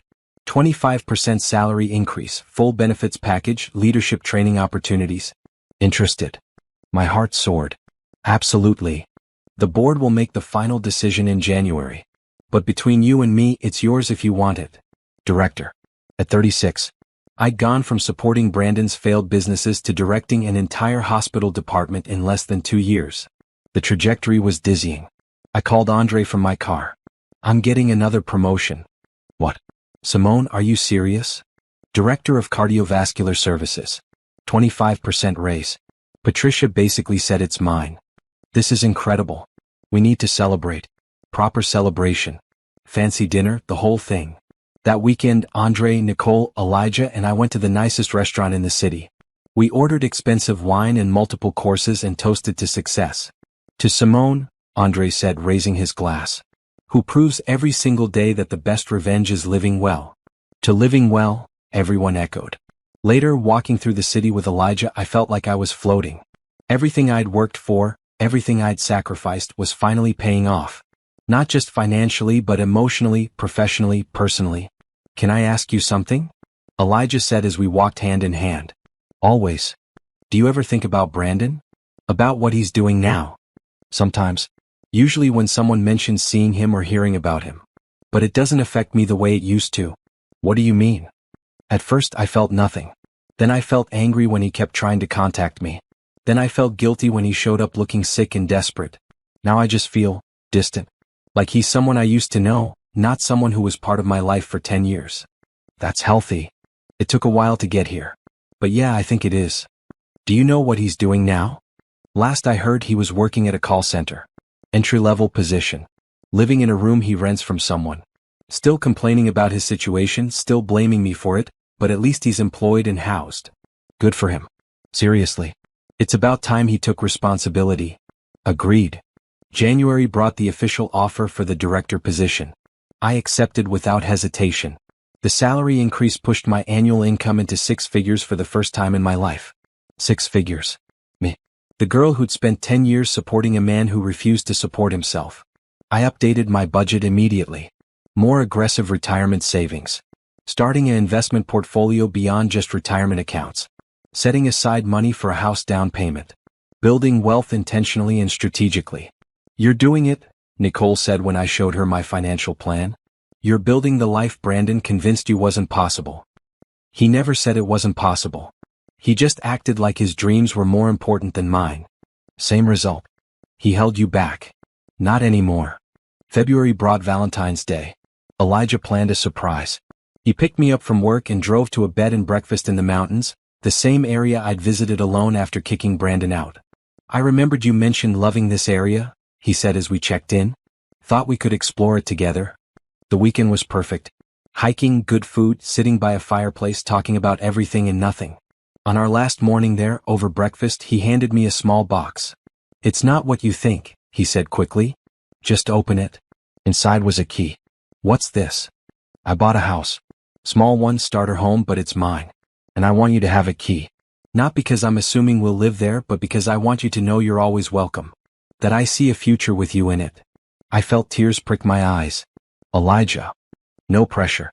We can keep our separate places or we can figure something else out. I just wanted you to know where I stand. I'm committed to this. To us. Whenever you're ready for whatever comes next. I'm ready, I said. I've been ready for a while actually. I was just scared to say it. Scared of what? Of jinxing it. Of losing something good. Of repeating my mistakes with Brandon. I'm not him. You know that, right? I do. I really do. We spent the drive home talking about logistics. His house or mine? Rent both and split time? Move in together? We decided to take it slow, spend more time at his new place, see how it felt before making any permanent decisions. By March, I was spending most nights at Elijah's house. It felt natural, easy, right? We fell into routines without forcing them. Cooking together, maintaining the space together, building a life together. My condo remained rented, providing passive income. My savings continued to grow. My career continued to ascend. Everything I'd hoped for during those dark days after discovering Brandon's betrayal was coming true. One Saturday afternoon in late March, I was at the grocery store when I saw her. Tiffany. She looked different than the last time I'd seen her. Tired. Older. She recognized me immediately. Simone. Tiffany. Awkward silence. I owe you an apology, she said finally. For my part in what happened with Brandon. I didn't know the whole story. Okay. I was stupid. I believed his lies. And I paid for it too. He used me the same way he used you. Worse actually because I knew what he'd done to you and still thought I was different. You're not apologizing to make yourself feel better, are you? Maybe a little. But mostly because you deserve better than what we both did to you. I appreciate that. Thank you. You look good. Happy. I am happy. Good. You deserve it. She walked away and I continued shopping. The encounter didn't affect me the way I'd expected. I felt no anger toward Tiffany, no satisfaction in her admission of being used. Just relief that chapter of my life was closed. April brought my 37th birthday. Elijah threw me a surprise party at his house. Friends from work, Nicole, Andre, people from my book club, even his parents. The house was full of people celebrating me, not what I could do for them, just me. Speech. Someone called out. I shook my head, but Elijah handed me a glass and everyone quieted down. I'm not good at speeches, I started. But I want to thank you all for being here. 2 years ago, my life looked very different. I was in a relationship that was draining me, working hard but not building anything for myself, feeling stuck. Then I made the hardest decision I've ever made. I chose myself. And everything changed. People nodded, some who knew the full story, others who'd only heard pieces. I'm not telling you this to be dramatic. I'm telling you because I want you to know that it's never too late to choose yourself. It's never too late to walk away from situations that don't serve you. It's never too late to build the life you actually want. Thank you for being part of my new life. Thank you for celebrating with me. And thank you for showing me what real friendship and support look like. The room erupted in cheers and applause. Elijah kissed me. Andre hugged me. Nicole whispered, I'm so proud of you. Later that night, after everyone left, Elijah and I sat on his back porch looking at the stars. You're amazing, he said. You know that, right? I'm just living my life. You're thriving. There's a difference. I guess I am. Any regrets? About Brandon, I mean? Only that I didn't leave sooner. But even that's not really a regret. I left when I was ready. That timing was right for me. And now I'm exactly where I'm supposed to be. He took my hand. Me too. The year continued its upward trajectory. Promotion after promotion. Savings milestone after milestone. Relationship depth after relationship depth. Everything Brandon had stolen from me with his manipulation and lies, I was reclaiming and multiplying. The sweet success wasn't just about money or career. It was about peace. About waking up without dread. About building something real with someone who actually contributed. About choosing myself every single day and watching my life transform as a result. Brandon had taught me what I didn't want. Elijah was showing me what I deserved. The contrast made me grateful for both lessons. The cafe was crowded on the Saturday morning in late September, nearly 2 years after I'd kicked Brandon out. I was meeting Nicole for brunch, running a few minutes late because Elijah and I had been looking at houses. Real houses. The kind you buy together, plan a future, and maybe raise a family. I pushed through the door, scanning for Nicole's familiar face, and stopped dead. Brandon sat at a corner table. Alone. Hunched over a cup of coffee, wearing a faded green jacket that looked like it had seen better days. His hair was shorter now, neatly trimmed. His face had filled out a bit from the gaunt look he'd had when he'd violated the restraining order. He looked better than he had then, but worn down in a way that had nothing to do with physical appearance. He hadn't seen me yet. I could leave, find Nicole at a different spot, avoid this encounter entirely. The restraining order had expired 6 months ago, so there was no legal protection keeping him away from me. Just mutual understanding that we were done. But I didn't leave. I realized, standing there watching him stare into his coffee cup, that I felt nothing. No anger. No pity. No curiosity about his life. Just complete indifference. Nicole appeared at my elbow. Is that? Yeah. Want to go somewhere else? No. This is fine. He's just another person in a cafe. We walked to a table on the opposite side of the room. I had my back to Brandon, which was intentional. Nicole kept glancing over my shoulder. He looks different, she murmured. Doesn't matter. Tell me about your new project at work. We ordered food, talked about her job, my job, weekend plans, normal things friends discuss over brunch. I'd almost forgotten Brandon was there when I felt a presence beside our table. I looked up. Brandon stood there, coffee cup in hand, expression carefully neutral. Simone. Nicole. Brandon, I said evenly. I don't want to interrupt. I just wanted to say hello. Okay. Hello. He shifted his weight, clearly wanting to say more. I waited, not helping him, not offering an opening. You look good, he finally said. Happy. I am happy. That's good. That's good. Silence stretched. Nicole watched with obvious suspicion, ready to intervene if needed. I'm working now, Brandon said as if I'd asked. Call center supervisor. Not what I dreamed of doing, but it pays the bills. I have my own apartment. Small, but it's mine. That's good for you. Yeah. It took a while to get here. A lot of help from social services, therapy, actually doing the work I should have been doing all along. Congratulations on figuring it out. He flinched at my tone. Not cruel, just disinterested. I owe you an apology. A real one. What I did, using you for all those years, planning to commit fraud, that was wrong. I was wrong. I've been working on understanding why I did it, taking responsibility, all of that. And I'm sorry. Truly sorry. Okay. Okay. Yes. Okay. I accept your apology. That's it. What else do you want me to say, Brandon? You apologized. I accepted it. We can both move on now. I just thought, I don't know. I thought you'd want to know that I finally get it. That I understand what I did to you. I'm glad you understand. But I don't need your understanding to move forward. I've already moved forward. 2 years ago. He looked like I'd slapped him. Right. Of course. I wanted you to know that I'm different now. That I learned from my mistakes. Good. I hope that serves you well in your future. Is there any chance? I mean, could we maybe get coffee sometime? Just to talk? I'd like to hear about your life, what you've been doing. No. No. No, Brandon. We're not getting coffee. We're not catching up. We're not being friends. You were a part of my past. A part I've processed and moved beyond.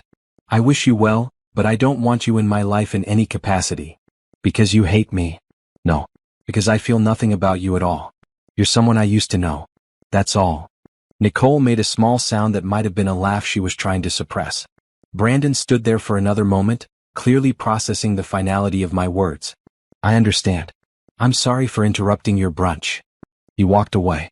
Back to his corner table, where he gathered his things and left the cafe entirely. Brutal, Nicole said once he was gone.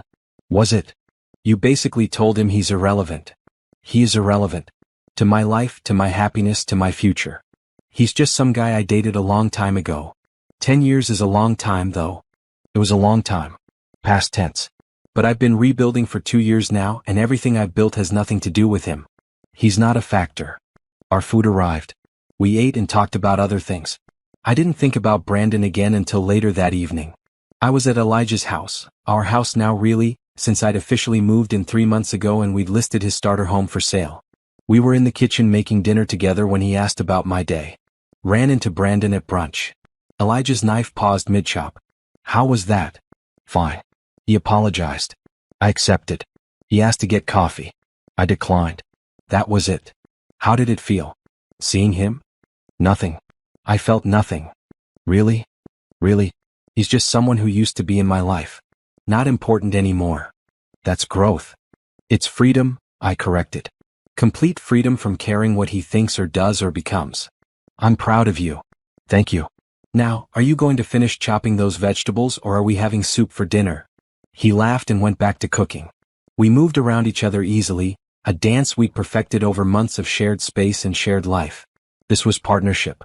Equal contribution. Mutual respect. Everything I'd wanted with Brandon but never had. After dinner we sat on the couch looking at house listings.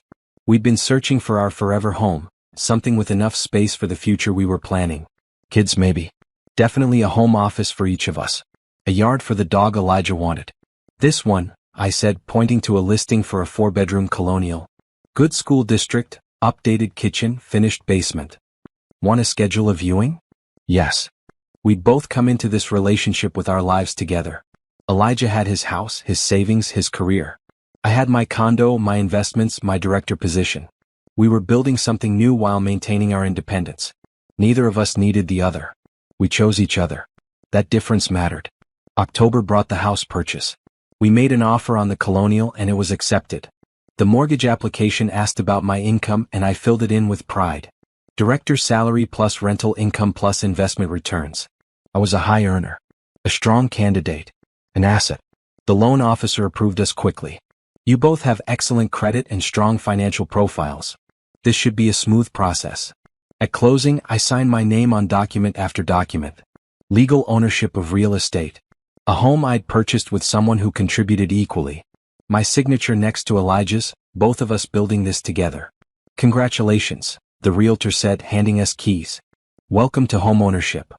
We drove to the house, our house, and walked through the empty rooms making plans. Home office here, Elijah said, pointing to a sunny room overlooking the backyard. Guest room here for when Andre visits. Nursery?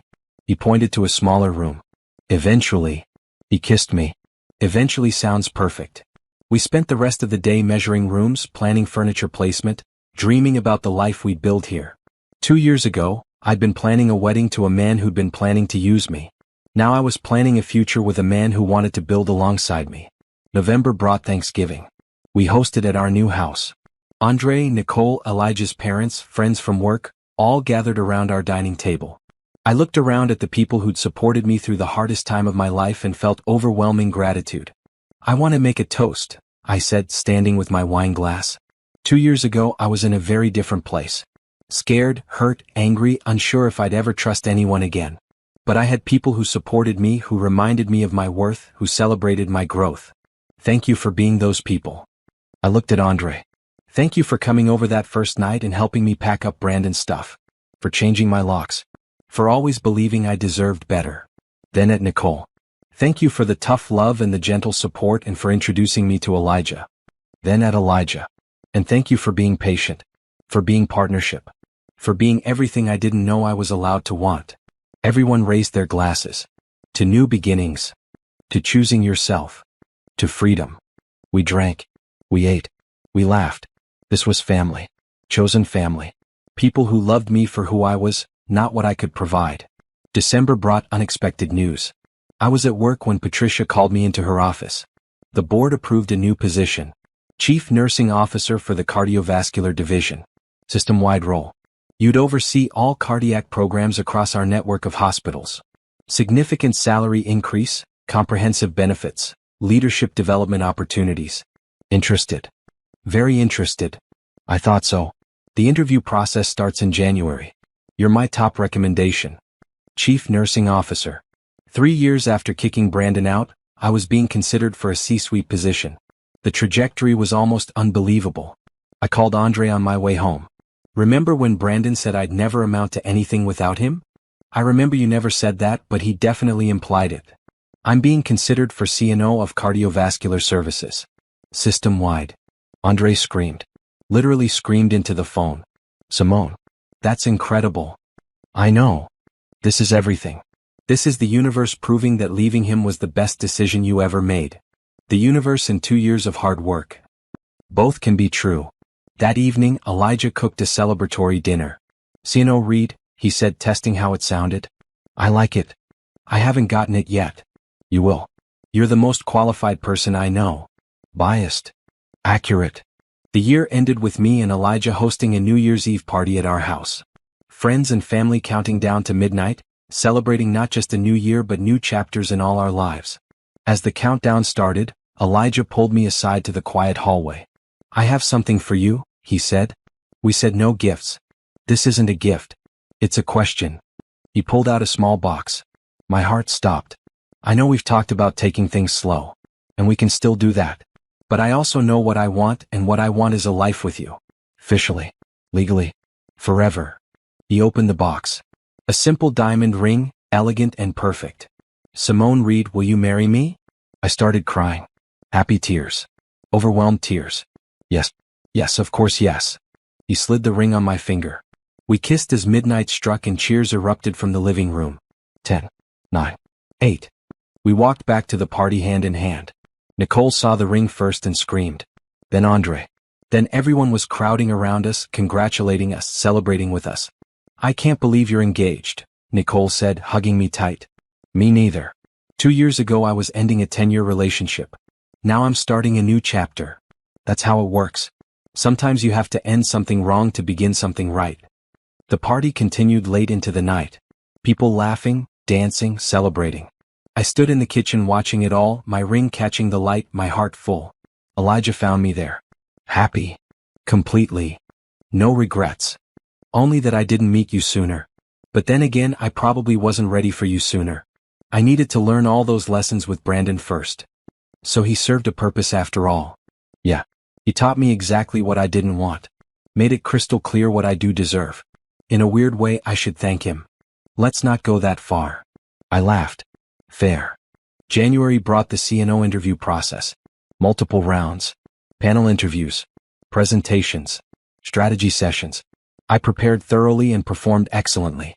February brought the job offer. Chief Nursing Officer. 40% salary increase. Comprehensive benefits. National leadership role. Everything I'd worked for. I accepted immediately. March brought wedding planning. Small ceremony, just close friends and family. Nothing extravagant. Just real and meaningful in us. April brought the wedding itself. I wore a bright blue dress instead of traditional white. Elijah wore a maroon suit. We exchanged vows we'd written ourselves in a garden surrounded by people we loved. I promised to choose us every day, I said. To contribute equally. To build together. To support your dreams while pursuing my own. To be a partner in the truest sense of the word. I promise to respect your independence, Elijah said. To celebrate your success. To share the load. To love you not for what you can give me but for who you are. To be worthy of your trust. We kissed as husband and wife. Started our forever right there in that garden with those people witnessing our commitment. The reception was joyful. Dancing and laughter and terrible speeches from Andre that made everyone cry laugh. Nicole caught the bouquet and declared she was retiring from dating. As the evening wound down, I stood on the edge of the dance floor watching my husband talk to his parents, my brother dancing with Nicole, our friends celebrating our happiness. This was what I'd been missing all those years with Brandon. This feeling of being truly seen, truly valued, truly partnered with. A year ago, I'd run into Brandon at that cafe. He'd apologized, asked for coffee, tried to insert himself back into my narrative. I told him I felt nothing and it was true. Now, standing at my own wedding, married to a man who loved me as an equal, I realized I felt something about that decade with Brandon after all. Gratitude. Not for him but for the lessons. For learning my worth. For discovering my strength. For understanding that sometimes the best thing you can do for yourself is walk away. Brandon had taken 10 years of my life. But I'd taken those years back. Transformed them from wasted time into lessons learned. Used them as fuel to build something better, stronger, real. The DJ played our first dance song. Elijah held out his hand and I took it, stepping into this new life, this new chapter, this new version of myself that had been forged in the fire of choosing myself. I was free. Fully, completely, permanently free. Not just from Brandon but from the person I'd been when I was with him. The person who sacrificed without receiving. The person who believed love meant suffering. The person who didn't know her own worth. That person was gone. In her place stood someone stronger. Someone who knew what she deserved. Someone who built her own empire and invited the right people to help maintain it. As we swayed to the music, Elijah whispered, "What are you thinking about?" How far I've come. How good this feels. How grateful I am for every choice that led me here. Even the hard ones? Especially the hard ones. He held me closer. We kept dancing. The night stretched on, full of promise and joy and the absolute certainty that I'd made the right choices. I'd cut Brandon off completely. Severed every financial tie. Enforced every boundary. Chose myself relentlessly. And in doing so, I discovered who I was meant to be. Director. Homeowner. Wife. Success story. Survivor. Thriver. The girl who'd spent 10 years funding someone else's dreams had become the woman who built her own empire. The fortress I'd constructed wasn't made of walls, but of self-respect, boundaries, and the absolute knowledge that I was enough. More than enough. Standing in my husband's arms, wearing my ring, living in our house, working my dream job, I had everything I'd ever wanted. Everything I deserved. And it was all mine.